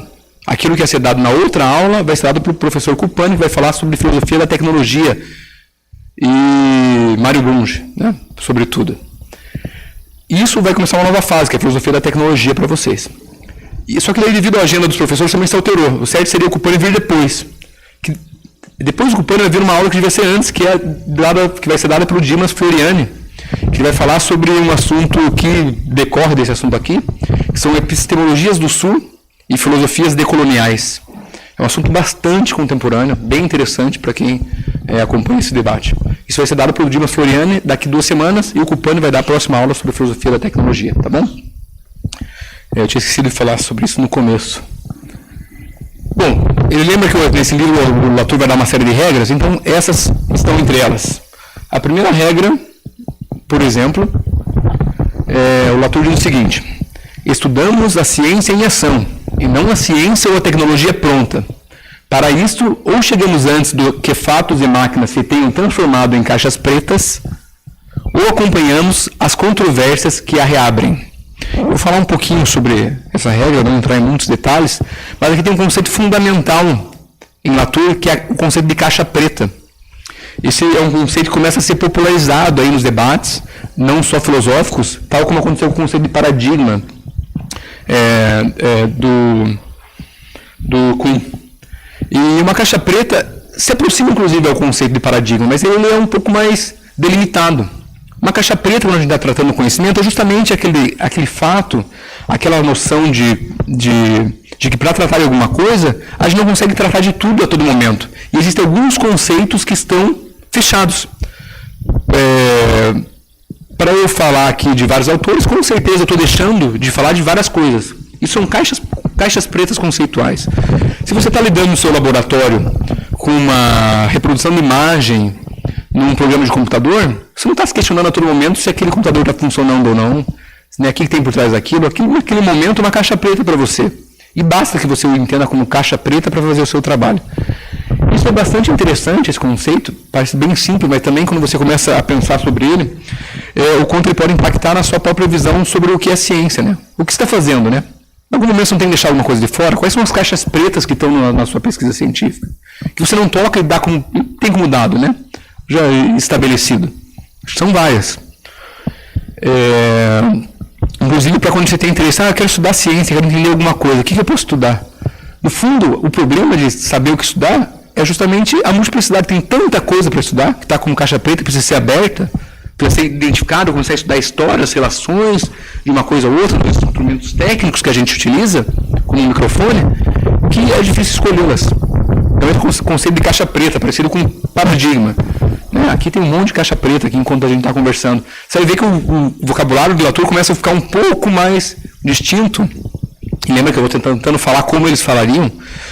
Começa a ficar um pouco mais distinto do que o vocabulário comum que a gente tem para usar. Essa maneira que eu estou falando, talvez um pouco estranha, pelo menos sou estranho para mim, talvez como ele falaria. Né? Aí existem várias caixas pretas aqui que estão agindo nesse cenário, mas que a gente não precisa pensar sobre elas. Né? O que seria essa essa aula, sem um microfone? O que seria essa aula sem vocês terem cadeiras para se sentar? A cadeira, em algum momento, é uma caixa preta, tanto enquanto objeto quanto enquanto conceito. A gente não está pensando sobre elas. Bom, aqui tem outro ponto, acompanhamento das controvérsias. Né? Para estudar a ciência, a gente tem que acompanhar controvérsias. Isso aqui começou, sobretudo, com Thomas Kuhn. Né? Essa ideia de acompanhar controvérsias. Como que a gente vai fazer para estudar a ciência? A gente vai estudar o debate. Não com um paradigma fechado, simplesmente, a ciência normal. A gente vai estudar a revolução científica, quando a ciência está em crise. A ciência pré-paradigmática, não, com a ciência extraordinária. É lá que a gente tem que estudar para entender a ciência, quando as coisas estão se transformando, se construindo. Essa ideia de estudar as controvérsias científicas e como elas se fecham, ou como elas se abrem, como elas começam, como elas terminam, foi uma ideia com Thomas Kuhn, que começou com Thomas Kuhn, sobretudo, mas que até hoje se vê naquelas pessoas que se dedicam a estudar o empreendimento científico. É interessante estudar a ciência em formação, certo? Ou em debate, em disputa, é lá que a gente vai ver como as coisas acontecem. Pulei a segunda regra propositalmente, essa é a terceira regra, tá bom? Lembrando que ele estava dando regras para a gente entender o que é a ciência, o que a gente tem que fazer. Essa aqui já vai ser um pouco mais conhecida entre a gente. Já faz alguns minutos que a gente já conhece. A regra 3 diz o seguinte. Um minuto, preciso falar no microfone. Como a solução de uma controvérsia é a causa da representação da natureza e não sua consequência, nunca podemos utilizar essa consequência, a natureza, para explicar como e por que uma controvérsia foi resolvida. A ideia aqui é aquela que eu já falei para vocês. Se uma natureza, ela mesma, o resultado da atividade científica, como a gente vai usá-la para explicar o empreendimento científico? Não teria como, seria começar às avessas.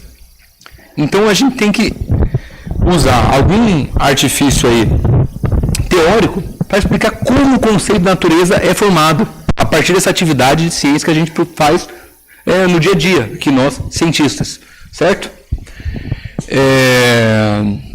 Isso aqui já era uma ideia presente, de fato, na vida do laboratório, como eu fechei aí a primeira parte da aula com vocês. E a gente chega então a uma parte que eu mais tinha interesse, que é a quarta regra desse livro. São 7 regras ao total, se não me engano, que ele apresenta lá. A quarta regra diz o seguinte, tá pequenininha, né? Como a resolução de uma controvérsia é a causa da estabilidade da sociedade, não podemos usar a sociedade para explicar como e por que uma controvérsia foi dirimida, foi resolvida. Devemos considerar simetricamente os esforços para alistar recursos humanos e não humanos. Veja bem, ele aplicou aqui à sociedade a mesma ideia que ele aplicava à natureza. Lembra que a gente está tentando compreender, então voltamos para esse livro aqui para entender o que ele chamou de princípio de simetria generalizada, certo? Então,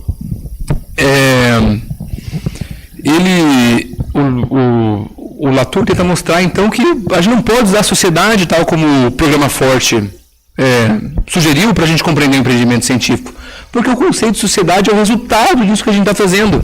E ele chegou a essa conclusão acompanhando o dia a dia dos cientistas. Ele falou assim, tem uma falsa ideia aí de estabilidade entre conceitos, tanto daquilo que é a natureza, das nossas teorias científicas que tratam do mundo, como daquilo que é a sociedade, os interesses e grupos científicos que estão formando, não só grupos científicos, mas grupos em geral, comunidades que estão participando desse processo de construção do conhecimento ou da realidade. Por exemplo, quando a gente começa a analisar o dia a dia, a gente vai perceber que aquele grupo de cientistas não é tão uniforme. A ideia que uma pessoa tem de grupo científico não é a mesma ideia que a pessoa do lado dela tem de grupo científico. Aquela ideia de estabilidade, de interesse conjunto, na verdade se dissolve quando a gente faz uma análise mais apurada do dia a dia dos cientistas, ou então na própria história da ciência. A gente vai perceber que existem vários grupos de informação a todo momento, não somente um. Alguns grupos são contraditórios, e pessoas que participam de um grupo participam de grupos que têm ideias contraditórias, ou aparentemente contraditórias. Isso aí torna um pouco inviável também a ideia de que a gente pode usar a sociologia para explicar a ciência, ou a sociedade tal como o programa Forte via. Se tal como o conceito de natureza é o resultado, o que quer dizer o conceito de natureza é o resultado? A gente não sabe de fato o que é o fato científico antes de construí-lo. Pode ser que a gente venha torná-lo uma caixa preta para a comunidade, um paradigma. Mas antes ele está em construção. E por isso que a gente não pode falar muito dele como aquilo que explica a ciência. Com a sociedade mesmo, certo? Essa é a ideia. Começa talvez a ficar um pouco menos intuitivo a ideia de Latour, mas acho que dá para entender pelo menos o que ele quer pensar, concordemos com ele ou não. Aqui teria como princípio, então, de novo, de simetria de Bloor, que segundo Latour teria um social reificado, um social coisificado, reificado, tão estável que parece que está lá como firme e constante, como se aquilo não mudasse. Mas aquilo muda a todo momento, existe uma complexidade que a gente tem que dar conta, que se a gente quer realmente entender o que está acontecendo, a gente vai levar em consideração que está mudando a todo momento. Então a gente tem uma ideia de social reificado, e outras causas eu coloquei aqui, entre colchetes, porque isso é como o Bloor defende, mas foi ignorado por tantos autores, mais inclusive por Latour, que explicaria ou causaria o conhecimento. Essa é a ideia, então, do princípio de simetria de Bloor, o primeiro princípio apresentado por Latour. E a gente teria, então, um princípio da simetria generalizada de Latour, que seria justamente isso aí. Para entender a produção do conhecimento, da realidade, a gente tem que tratar nos mesmos termos não somente a natureza, ou então somente tratar racionalidade, irracionalidade e companhia. A gente tem que tratar nos mesmos termos a natureza e a sociedade. A gente tem que tratar simetricamente isso. Por isso uma simetria generalizada. Não pega somente a ideia de tratar irracionalidade, racionalidade, verdade, falsidade, sucesso e fracasso pelas mesmas causas. E sim tratar nos mesmos termos, tanto a natureza e a sociedade.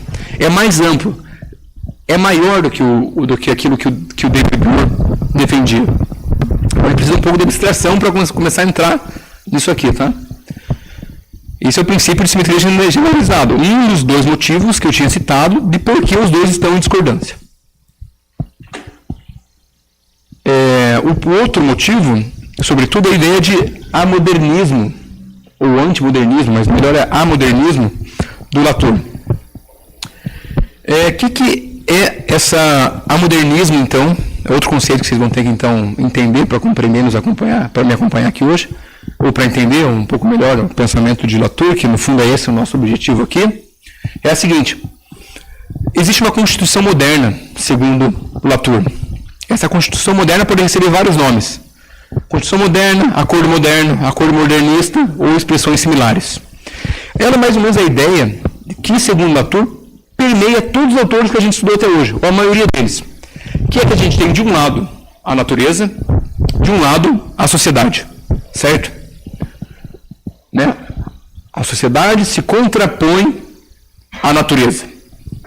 Existem várias maneiras de apresentar essa sociedade e natureza. O comum, inclusive, na filosofia, é falar em sujeito e objeto. Existe um sujeito e um objeto, e uma relação entre eles. A gente pode falar de natureza e sociedade, pode falar de cultura e ciência, conhecimento e crença, mente e coisa, teoria e mundo. Sempre tem algo que é do sujeito e algo que é do objeto.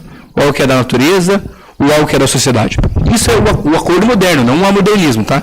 Isso é o que o Latour vai criticar, como meio explicativo para entender a realidade e o conhecimento. Bom, e a gente podia até fazer uma experiência aqui especulativa de onde... Essa é uma maneira de representar, tanto lá contra um contra o outro, como o polo do sujeito de um lado, uma linha aqui, e o polo do objeto de outro, certo?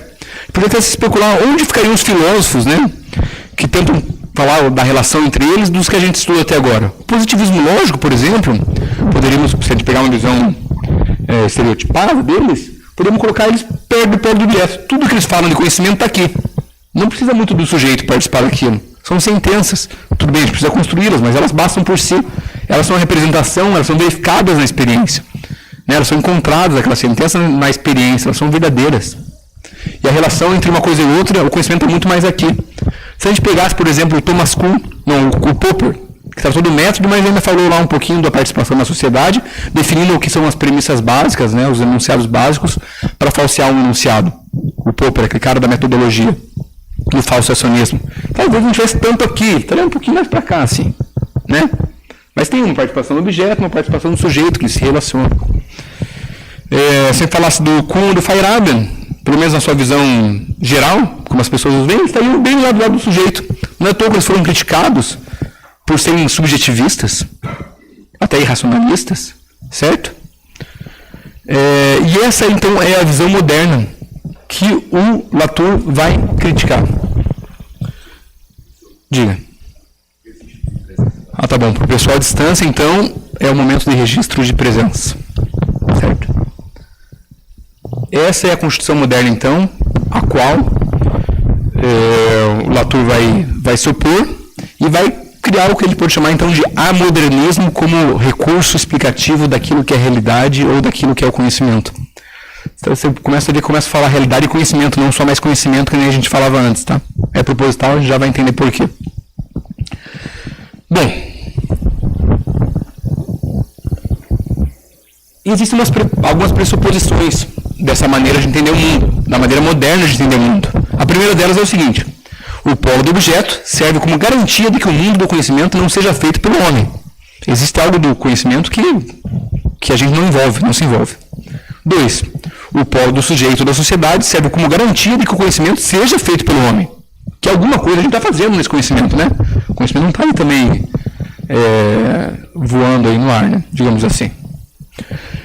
Existe o terceiro, que é um pouco paradoxal, a terceira pressuposição do acordo moderno, que diz o seguinte: Ao mesmo tempo que se defende que o conhecimento deve ser a junção entre os dois polos, sustenta-se a separação completa entre eles. O que é o trabalho daquela pessoa que quer entender o que é o conhecimento? É tentar fazer um trabalho de depuração.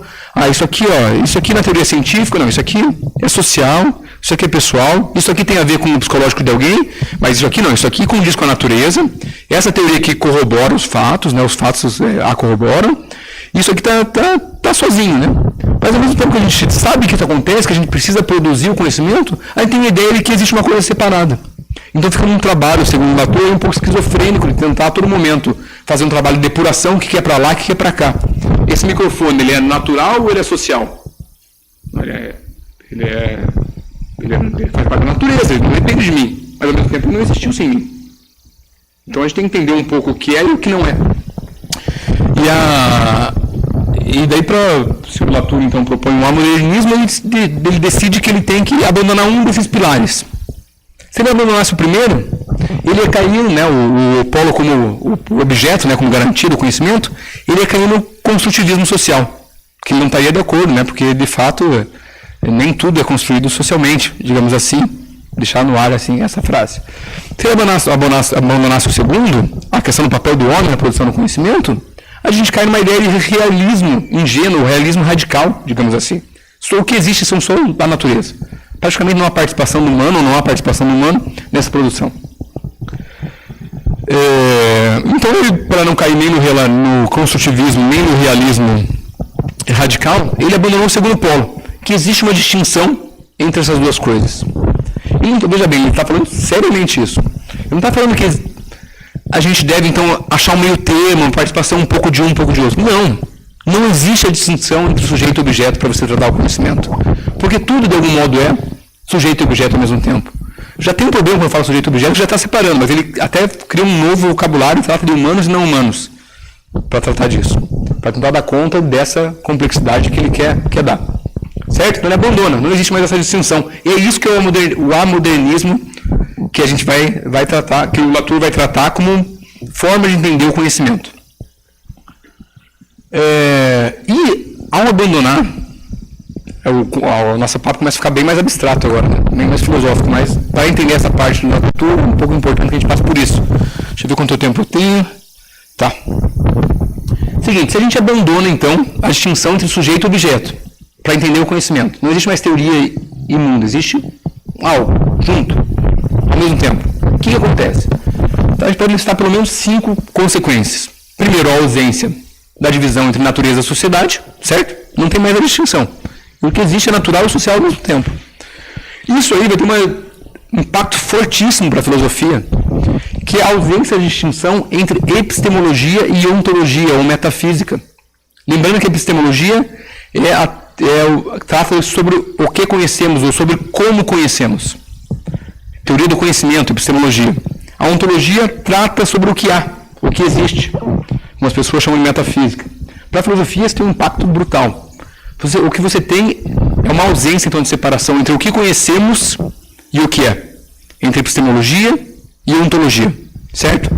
Eu até uso um termo para tratar Latour, que ele trabalha com um negócio que chama de geneontoepistemologia.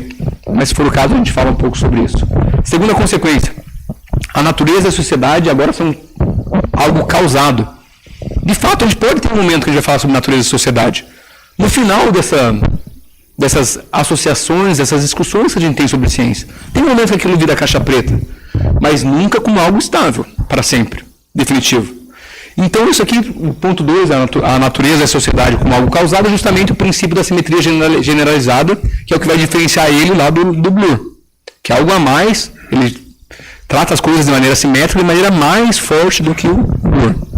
Terceiro princípio, a existência de quase objetos ou quase sujeitos. Você não tem mais sujeito. Então você tem um quase objeto ou quase sujeito.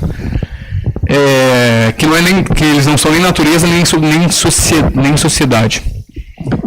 Vou deixar um pouco essa parte de lado, se for caso a gente conversa um pouco sobre isso.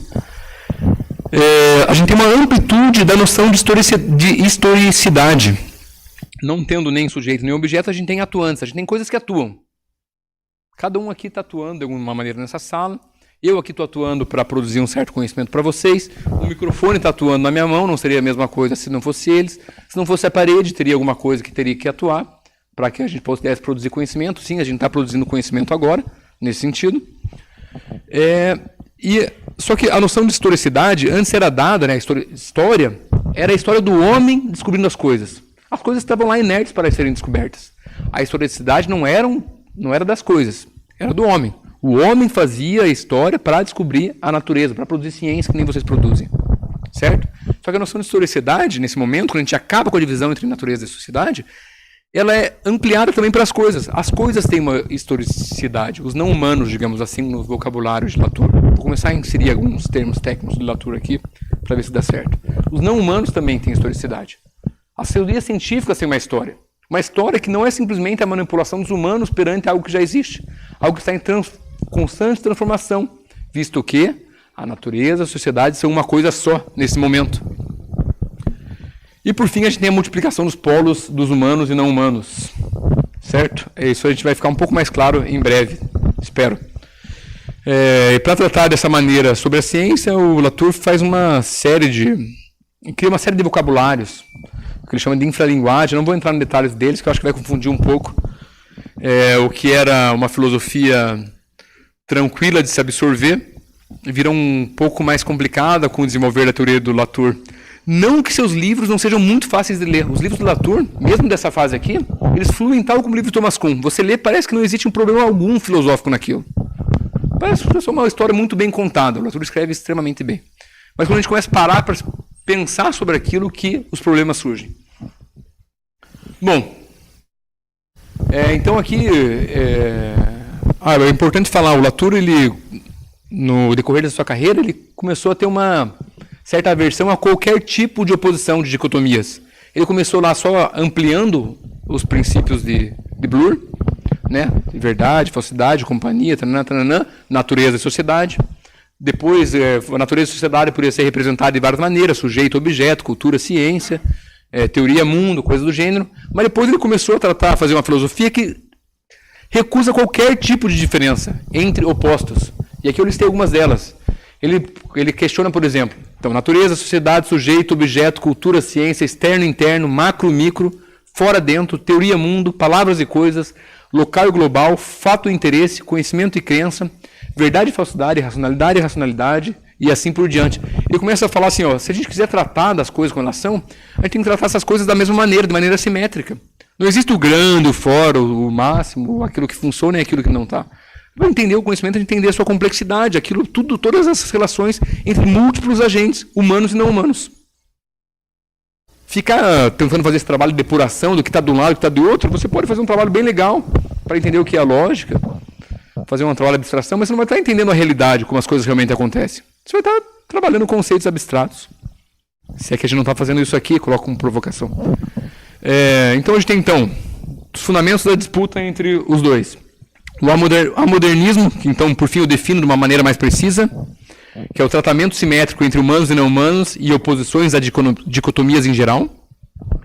É o princípio da simetria generalizada, que ele diz que deve se tratar os mesmos termos com a mesma importância, humanos e não humanos, e todas as formas de dicotomias em geral. Certo? E o resultado disso, então, é uma teoria da complexidade. É um trabalho de um estudioso da ciência, que quem quer entender a ciência tem que seguir a ciência em suas múltiplas relações a todo momento. Tem que ver como o agente cientista se relaciona com seus instrumentos, como os instrumentos se relacionam com os produtos desses instrumentos, com papéis, gráficos, como os gráficos se relacionam com os artigos, como os artigos se relacionam com a receptividade que ele vai ter na sociedade, seja a econômica, seja a que for, e assim por diante. Então você tem uma teoria bem distinta do que a gente vinha trabalhando até então.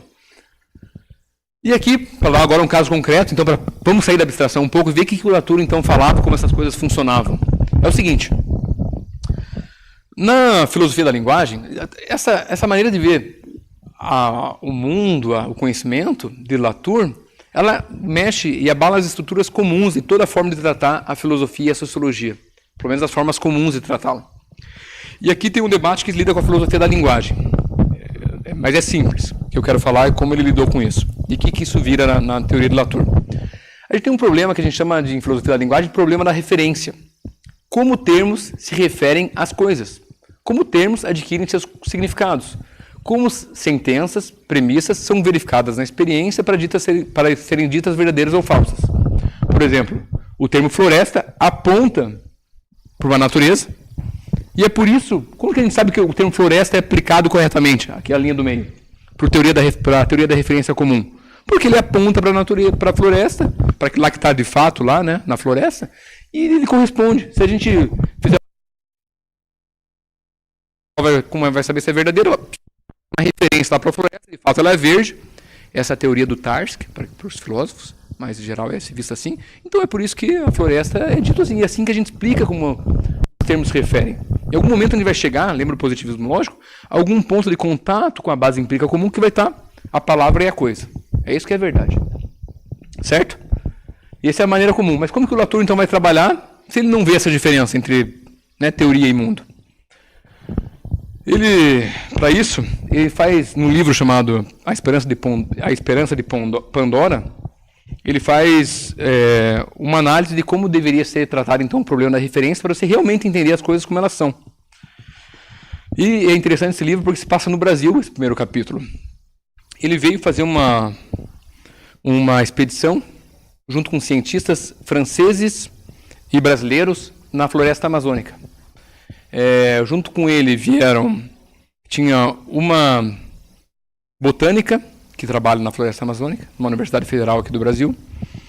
É um experimento real, ele fez isso mesmo. Ele tinha uma botânica, né, especialista em plantas, tinha uma geomorfóloga, uma especialista aí na história natural e social da Terra. Existiam dois pedólogos, especialistas na estrutura química e física dos solos, e uma equipe técnica, e ele, como antropólogo, filósofo, sociólogo, seja lá o que for. E eles foram lá para a floresta, né? Então, essas pessoas, esse grupo de cientistas, estavam interessados em resolver um problema, que era o seguinte: estando na floresta, na parte da floresta amazônica, tem uma parte lá que existe uma floresta densa, o que a gente chama de fato de floresta, isso na parte logo ao lado que é árida, com poucas plantas, que a gente chama de savana. E eles queriam entender, estaria a floresta avançando sobre a savana, ou a savana estaria avançando sobre a floresta? Né? Qual que era a relação? Né? Como a gente sabia? Ou estava um limite fixo? Qual que era essa relação? Essa era a pergunta que os cientistas se colocavam. O primeiro ponto para chegar, então o problema deles era essa relação e, sobretudo, a questão do que a floresta, se ela estava em segurança, né? Não estava se perdendo a floresta amazônica e coisas do gênero. Primeiro ponto a chegar, o Latour já percebeu que, quando as pessoas falavam de floresta, eles apontavam, por exemplo, a primeira conversa dos cientistas foi numa mesa de bar, antes de pegar seus meios de transporte para se adentrar na floresta. Os cientistas apontavam, veja bem aqui, nesse mapa, alguém apontava um ato ostensivo, que a gente chama, né? Tem uma floresta, a gente vai nesse ponto aqui ver as coisas, apontava o mapa. Daí chegava a botânica local e falava assim, não, esse mapa, esse lugar aqui é um pouco mais para o lado, a gente vai isso aqui, mostrava uma foto. E apontava a foto. A referência era outra. Existia toda uma série de referências de caixas pretas que estavam lá envolvidas nesse processo. Quando as pessoas pegavam um mapa, por exemplo, a gente já tinha toda uma teoria da geometria, né? Uma escalas longitudinais, né? Bem demarcadas. A própria representação do mapa, a gente já via aquilo lá como algo que representa o terreno. Então eles apontavam para a floresta, mas não apontavam para a floresta quando estavam falando da floresta, apontavam para o mapa, para o lugar. Mas daí, chegando na floresta, as coisas ficavam ainda mais complexas. O que o Latour encontrou quando chegou no campo lá da floresta, onde a botânica já trabalhava durante anos? Encontrou uma série de demarcações nas árvores, que ela já tinha feito em pesquisas científicas anteriores. Folhas com marquinhas, árvores com cortes, já que representavam alguma coisa, placas demonstrando o nome, né, daqueles objetos. Aquela cientista botânica brasileira ia coletando materiais durante toda a sua expedição e chegando ainda mais adiante, por exemplo, com esses materiais que ela coletava, folhas para representar e tentar compreender o que é a floresta, né? E essa é a verdade que ela estava fazendo. Ela levava para o seu laboratório, passava lá uma coisa para tratar dos fungos, guardava essas plantinhas em prateleiras, escrevia artigos a partir delas, comparava o que o artigo dizia com aquela planta que ela coletou. Então, a própria floresta já era um laboratório científico naquele momento. Não era mais a floresta em si. Existia um laboratório no meio daquilo. Isso se passava com os outros cientistas também. Por exemplo, os pedólogos, né, especialistas em em solo, né? Estrutura química e física dos solos. Eles usaram uma série de equipamentos para fazer seu trabalho. Usavam, por exemplo, um pedocomparador, acho que é esse o nome, né? Tradução, se tiver alguém na área pode me corrigir. Mas era uma maleta, basicamente com furos, onde você coloca pedaços de terreno para olhar eles e poder comparar eles de maneira mais adequada. Eles usavam lá fugiu o nome desse, eu escrevi aqui, um perfuratriz. Aquele equipamento que você usa para cavar, fazer um buraco no chão, e com aquilo você pode ver a profundidade do solo, né? Qual que é a textura do solo, se ele é mais compacto ou não, mais denso, coisa do gênero, tirar pedaços e coisa do gênero. Eles tinham que, por exemplo, eu estou jogando, e para falar de Latour é um pouco isso, tem que ficar falando um pouco quase de maneira circular sobre as coisas que acontecem, para entender de fato o que ele quer dizer, e no final acho que vai fazer algum sentido. Por exemplo, os cientistas queriam medir o terreno, para entender lá como funcionava aquela área, né, do solo entre a Havana e a floresta. E como eles não tinham, tem uma série de estruturas, né, superfícies, que eles usavam um pedofil, que é um equipamento, nada mais era que você tira um fio e vai passando num terreno, né, no relevo, e aquilo lá transforma algo que é super distante num algo mensurável, né? Você mede aquele fio no final, né? Antes você via que tinha um relevo, mas conseguia medir, você usava aquilo para medir.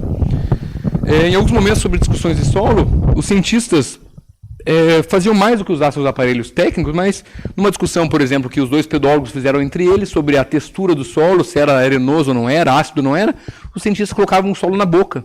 Assim como um enólogo degusta um vinho e tenta prová-lo, os cientistas fizeram isso no dia a dia. E aquilo, de algum modo, participou do relatório final, que eles escreveram e produziram fatos científicos. Onde que eu quero chegar com isso tudo? Se a gente quiser entender a referência, não basta a gente entender e falar que o conceito de floresta se relaciona diretamente com a coisa. Floresta é muito mais do que um conceito, uma relação direta com o objeto, sobretudo se a gente fala de ciência. Olha o quanto de representação da floresta nós tivemos só nessa pequena história que eu contei para vocês. Tiveram folhas representando a floresta, tiveram marcações em árvores representando a floresta, tiveram pedaços de solo representando a floresta. De tudo isso, no final, gerou-se um gráfico. De toda essa experiência vivida numa mesa de bar, onde se apontavam fotografias, se discutiam a melhor maneira para chegar num lugar ou em outro, em provas de solo com a mão e com as papilas gustativas, aquilo lá também estava a floresta naquilo tudo. E a gente só entende como a gente está produzindo aquele conhecimento, o gráfico final, o nosso fato científico, se a gente acompanhar esse dia a dia. Senão a gente vai ficar com essa ideia idealizada de ciência, que a ciência é preposição, verdadeira ou falsa, depende se ele corresponde ou não com a natureza, né? Que estava lá depois para essas outras pessoas. E essa é então como lembra que eu estou falando com vocês? Mostrando a consequência do amodernismo de Latour, como ele joga fora a divisão entre o sujeito e o objeto. Para tratar as coisas, então, ele tem que seguir. Faz um trabalho infinito de seguir vários atores, humanos e não humanos, nesse cotidiano dos cientistas. E por isso, então, que você tem não um caminho reto, mas você tem, então, uma floresta, que aqui já não é floresta. Você está vendo que eu falo floresta, você imagina uma floresta, mas na verdade é só uma imagem. Óbvio, né? Mas é isso que ele quer mostrar também, essa complexidade. Eu estou falando de floresta apontando aqui. Ninguém está vendo. Você está vendo uma floresta de fato. Esse é o ponto, mas não é a floresta. Eu não estou apontando para ela ostensivamente, para a floresta amazônica. E a gente está entendendo ela sobre isso. Tudo que eu falei, a gente está entendendo um pouco mais da floresta. Então você tem um caminho tortuoso que vai e vem. Não tem só um caminho direto, porque a gente pode fazer o caminho inverso se a gente analisar a ciência. Entre o gráfico final do cientista e o que é aquilo lá que eles tratavam. Bom, e aqui eu queria voltar num ponto. Lembra-se que o cor modernista separa as coisas entre natureza e sociedade, certo? A gente pode representar, então, graficamente, essa teoria de Latour de algumas maneiras. Para se a gente fosse ainda lidar com um objeto, né, com a linha, né, natureza e sociedade, os dois polos separados, a gente teria que acrescentar uma nova linha, um grau de estabilização. O estudioso da ciência ia compreender, acompanhar um agente, por exemplo, a floresta, é nosso exemplo a todo momento aqui. Em alguns momentos ele ia ver que ela era estabilizada, mas para que a gente considere a sociedade. Depende do que a gente considerar dela. A papila gustativa, as pessoas discutindo numa mesa de bar. Em alguns momentos ela vai estar sendo considerada um pouco mais natureza. Tem uma linha. Às vezes vai voltar para o sujeito, às vezes para a natureza e assim por diante. Lógico que a gente pode chegar a fatos científicos e se a gente mantê-los como caixa preta, que eles vão estar como natureza, 100% lá no canto. Mas a gente toma consciência de que eles estão em movimento. Um movimento jamais estável e final. Que mesmo as ideias científicas que a gente tem ideia hoje, que são finais, estáveis, últimas, elas, acreditem, podem se alterar a partir, sobretudo, dessa visão de Latour. Se a gente olhar a história da ciência, no meu ponto de vista, é isso que a gente encontra. Mesmo aqueles conceitos mais estáveis, em algum momento, se alteraram, em algum sentido. E, para entender o que é a ciência, o que é a construção do conhecimento ou sociedade, estou misturando sempre agora conhecimento e sociedade. Se a gente falasse, voltar um pouco atrás no discurso, quando falava David Bloor, era a produção do conhecimento só. O que era o conhecimento. Agora, com Latour, estou falando toda hora, conhecimento e realidade, desculpa. Conhecimento e realidade. Estão juntas. Então tem essa maneira de representar. Ou essa maneira aqui um pouco mais, representa melhor. Aqui representa mais o princípio de simetria generalizada na sua primeira fase, que ele só colocava em simetria natureza e sociedade. Aqui é quando ele começa a colocar em simetria todas as oposições. No fato, se a gente for representar o que ele faz, você tem um ponto, quero entender a pasteurização. E eu vou saindo lá, vou seguindo todas as transformações que vão acontecendo sobre cada uma das caixas pretas que eu vou abrindo e querendo compreender, formando uma rede complexa de tudo aquilo que acontece para a gente produzir o conhecimento ou a realidade. Esse exemplo aqui é interessante, porque eu tirei de um negócio chamado Media Lab, que é um instituto dentro da Sciences Po, né, das ciências Universidade de Ciências Políticas, lá de Paris, que eles têm um laboratório de mídias digitais, onde eles produzem várias coisas. Entre elas tem uma seção que cuida justamente da teoria Latour-Rede ou coisas parecidas com isso, da qual o Latour faz parte. Eles produzem softwares para você tentar simular essa complexidade, coisas do gênero. A maioria gratuitos, se quiserem procurar, os que têm interesse aí em simulação da realidade, essas coisas assim, chama-se Media Lab. Se colocar Media Lab Latour, você provavelmente vai achar no site dele também, acho que deve ter uma referência a isso aí. Então essa é uma representação. E se eu quiser torná-la um pouquinho mais didática, lúdica para vocês, aqui ó, de novo o termo geneontoepistemologia que eu chamo, né? A gene é aquilo que tem origem, que tem um meio, um fim, né? Genealogia das coisas, você conta a história de como se criou e se destruiu, por exemplo, alguma coisa. Eu chamo geneontoepistemologia porque para você entender Latour, você vai entender que as coisas estão em constante criação de conjuntamente natureza e sociedade. Mas então de forma lúdica agora, então a representação aqui da teoria Latour-Rede, poderia ter alguma coisa assim. Se a gente quisesse falar, então, e compreender a ciência, a gente teria que seguir as múltiplas relações entre seus agentes, seus atores, humanos e não humanos. Por exemplo, eu saio lá de um atlas, vou para a universidade, de um atlas, de um livro de atlas geográfico comum, vou para um mapa, do mapa eu vou para outros livros, desse livro eu posso ir para outro mapa, disso eu vou para, tem a questão de fundo, eu posso me debater, me questionar sobre a questão da latitude e longitude, né, como essas coisas estão sendo representadas. Eu vou para uma mesa de café onde as pessoas vão lá e debatem um pouco sobre o que é ciência, que também faz parte do empreendimento científico, né, as pessoas estão criando teorias, discutindo em cafés. Eu vou lá e dessa discussão comum eu vou para uma floresta, de fato, aqui. Da floresta eu vou para uma árvore específica, que vou para uma folha que vai representar todas as árvores. Desse debate, pode ser que eu me depare com uma coisa interessante o suficiente para ser publicada na mídia. E vou lá para entender o que está acontecendo, eu vou ter que seguir as mídias sociais, ou a própria mídia comum, a televisão. Na televisão eu posso me mover então com o interesse da indústria. E eu vou lá, posso entrar lá posso abrir aquela caixa preta para querer entender aquilo de maneira complexa. Da indústria, talvez eu tenha relações com a religião, que pode interferir nesse processo ou não, positivamente, negativamente, depende dos juízos de valores que a gente colocar nisso. Isso aí a gente pode ir para fórmulas, a gente pode de fato adentrar no conteúdo da ciência, entender como aquelas fórmulas se representam. Elas também são mobilizações da natureza. Quando a gente fala de fórmulas, elas estão representando, depende do que a gente tratar, a floresta, a referência à floresta em algum momento. Vamos para tratar da administração, das questões burocráticas. Quem aí não mexe com laboratório e não tem lidando com papel de vez em quando? Né? Quem não tentou pleitear uma bolsa e não vai ter que lidar com isso? Isso faz ou não parte da ciência? Se a gente quiser entender o que acontece, a gente tem que ou não lidar com isso?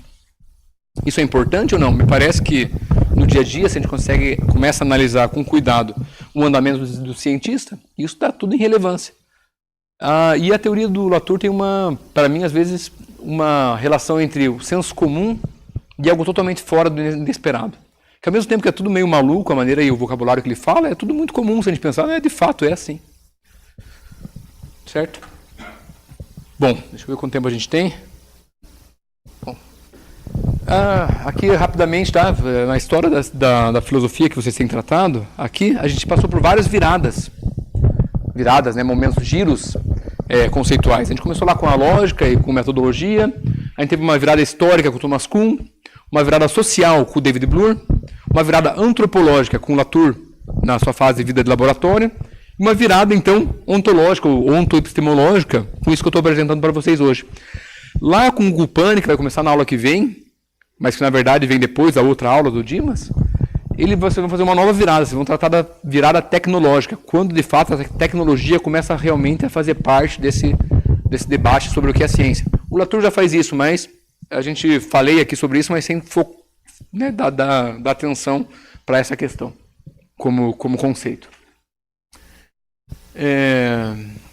Então, se a gente comparar, né, o que a gente está fazendo aqui, o que esses autores estão fazendo, em comparação ao que vocês estavam vendo antes, né? Eles têm alguns pontos para a gente pensar.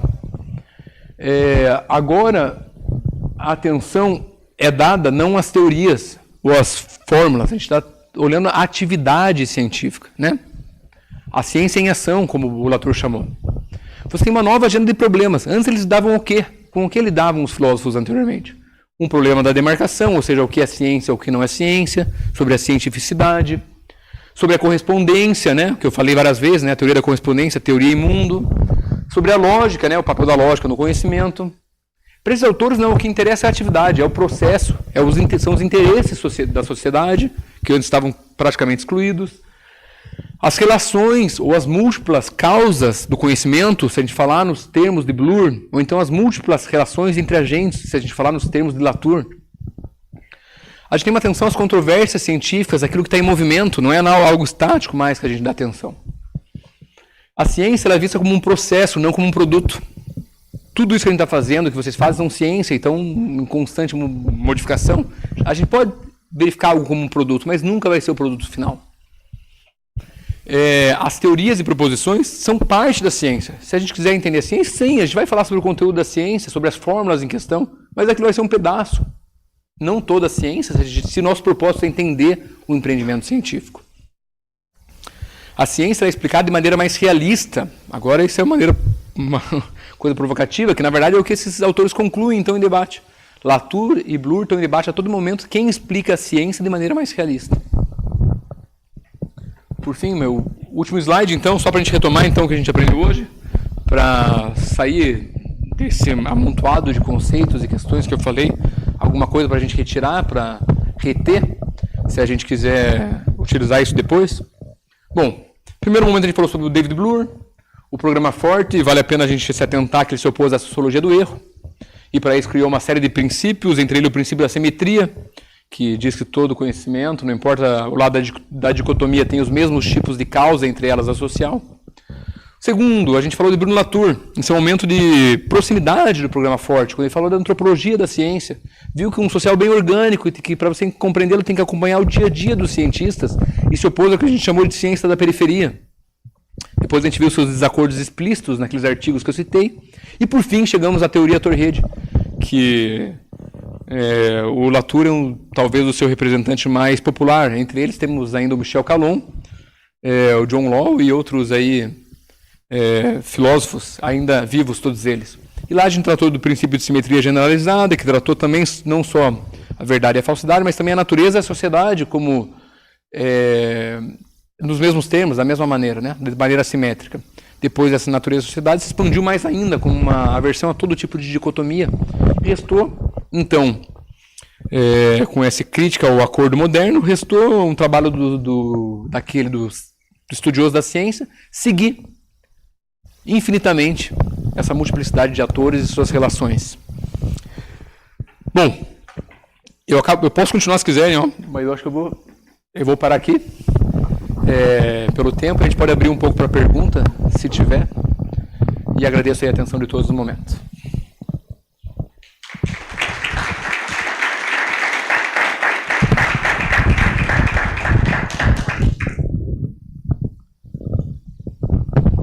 gente está sem microfone, então se for feita uma pergunta, eu tento repetir e compreendê-la.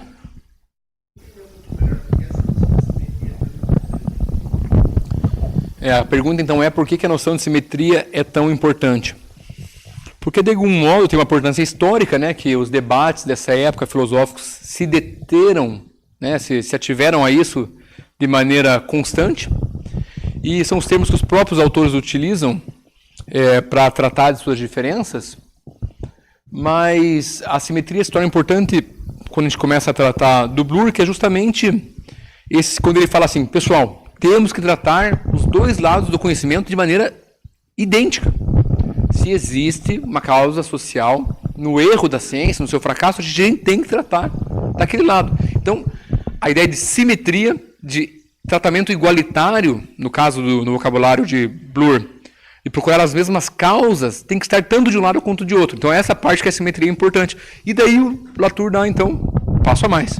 Que a simetria não se dá somente naqueles 3 pontos que o Bloor tinha falado, mas também na natureza da sociedade, e depois todas as distinções. A simetria é importante justamente por isso. É a ideia de tratamento igual, ou com as mesmas causas, dos dois lados da dicotomia do conhecimento. E é tudo isso que acaba gerando toda essa ideia de empoderamento da sociologia, no primeiro momento, e depois uma teoria da complexidade, uma geneontoepistemologia, no caso de Latour. Obrigado pela questão.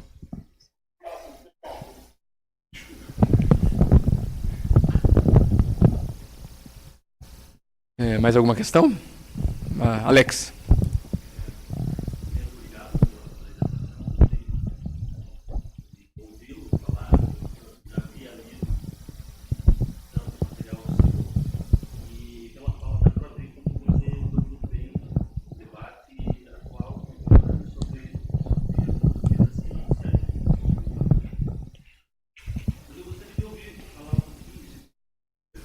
Se eu souber.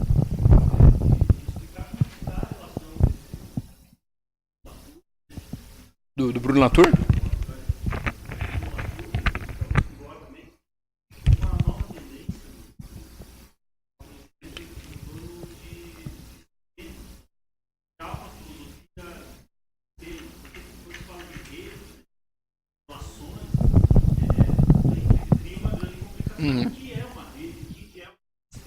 Sim.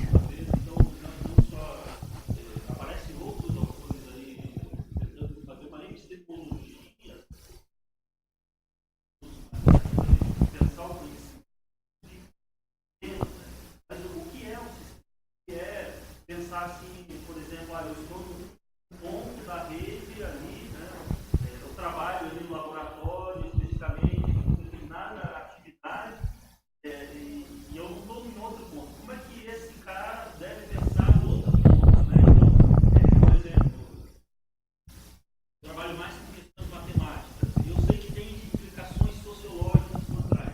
Até que ponto eu devo também dominar questões sociológicas a fundo? Então, o que se entende por rede e até que ponto alguém que trabalha com essa rede tem que ter noção geral da rede?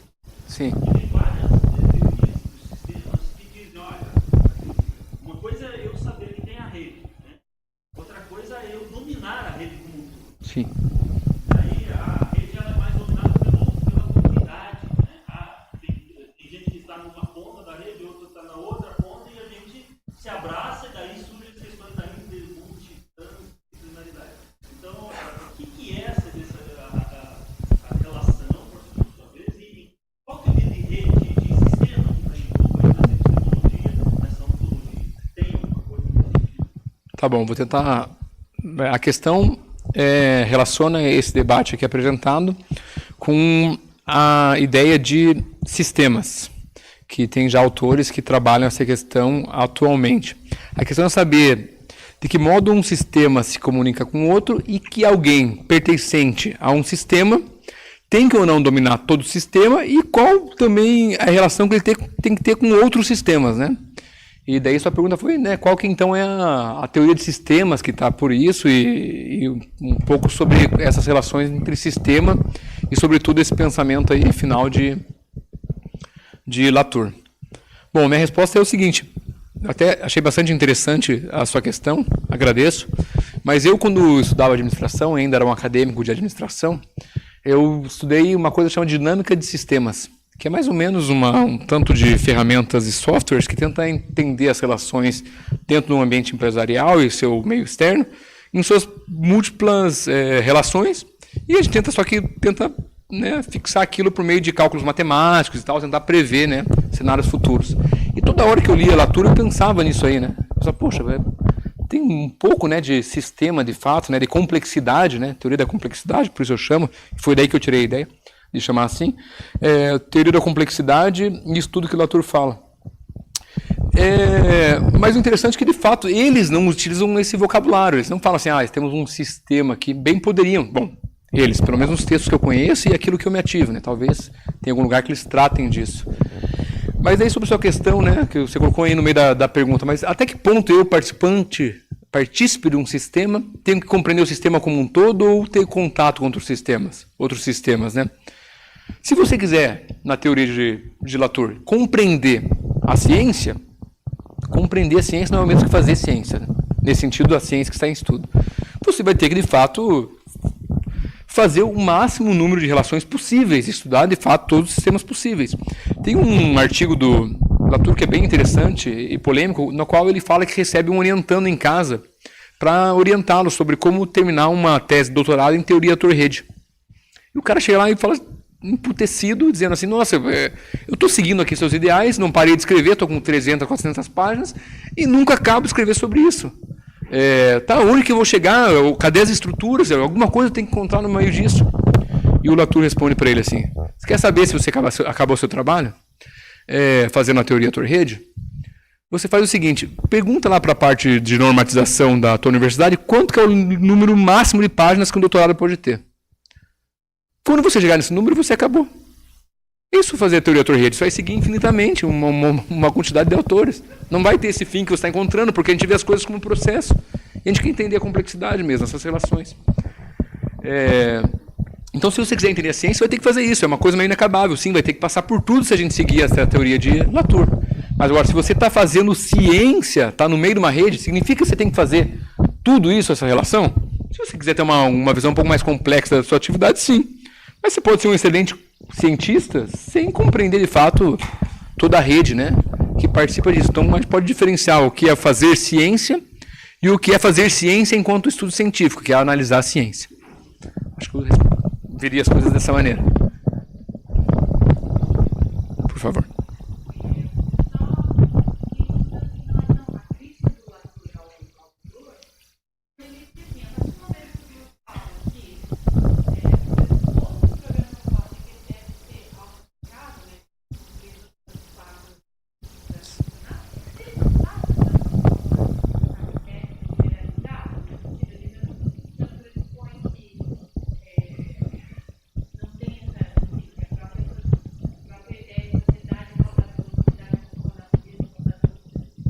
Você está falando agora sobre o estudo do Bloor, né?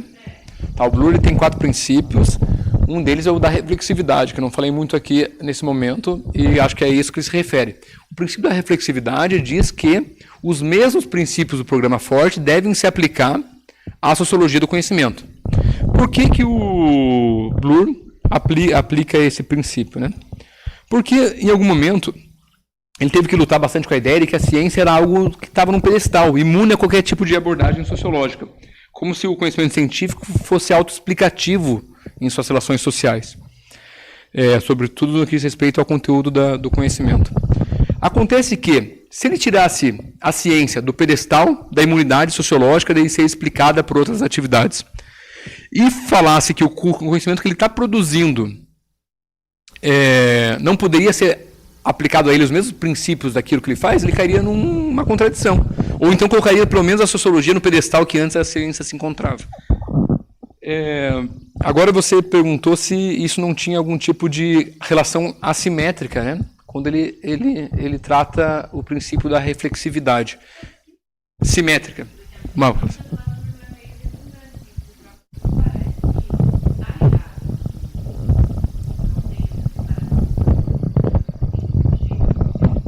Sim, a crítica de Latour em relação à de Bloor poderia ser um pouco simétrica, ou então que o Bloor estaria sabendo que existia já esse tipo de inseparabilidade entre social e natural. Existem textos que o Bloor chega a falar em simbiose entre natural e social, mas o dele ainda é um pouco mais sensível, porque a simbiose ainda identifica algo como natural e social, né? Ainda vai ter, é um passo de fato a mais que o Latour vai dar. O Bloor, em todo momento vai falar assim: para, pessoal, eu falei em múltiplas causas. Existe um papel do mundo nisso tudo. Eu não estou falando para vocês ignorarem o resultado do experimento científico. Lá vai ter questões sociais para você escolher um experimento científico, saber o resultado que é aceito e que não é aceito. Mas o experimento acontece. Existem propensões naturais do ser humano, do sujeito, para você tratar do conhecimento. Ele fala lá que, por exemplo, a gente tem uma propensão à indução. O ser humano por si tem uma propensão a tratar as coisas, não a relação, não é o termo que ele usa, a tratar, como que é o termo que ele usa? A semelhança entre as coisas. A gente em algum momento decidiu que um computador tem alguma semelhança com um aparelho fotográfico, por uma série de questões tecnológicas, por exemplo. Então, existem essas propensões para fazer essas semelhanças, que essas semelhanças estão em jogo a todo momento, podemos questioná-las, fazer outras. Mas, de fato, o Latour vai manter um lado do sujeito, as propensões naturais do conhecimento, e um papel do mundo, somado a uma causa sociológica. Então, de fato, é um passo um pouco a mais, apesar, sim, que não podemos dizer que o Latour era ingênuo em relação a essa ausência de separabilidade entre ambos. O Bloor não é isso, desculpa. Eu confundo não, dos dois, acho, algumas vezes. Mais alguma questão? Bom, 5 para meio-dia, então agradeço a participação de todos e obrigado.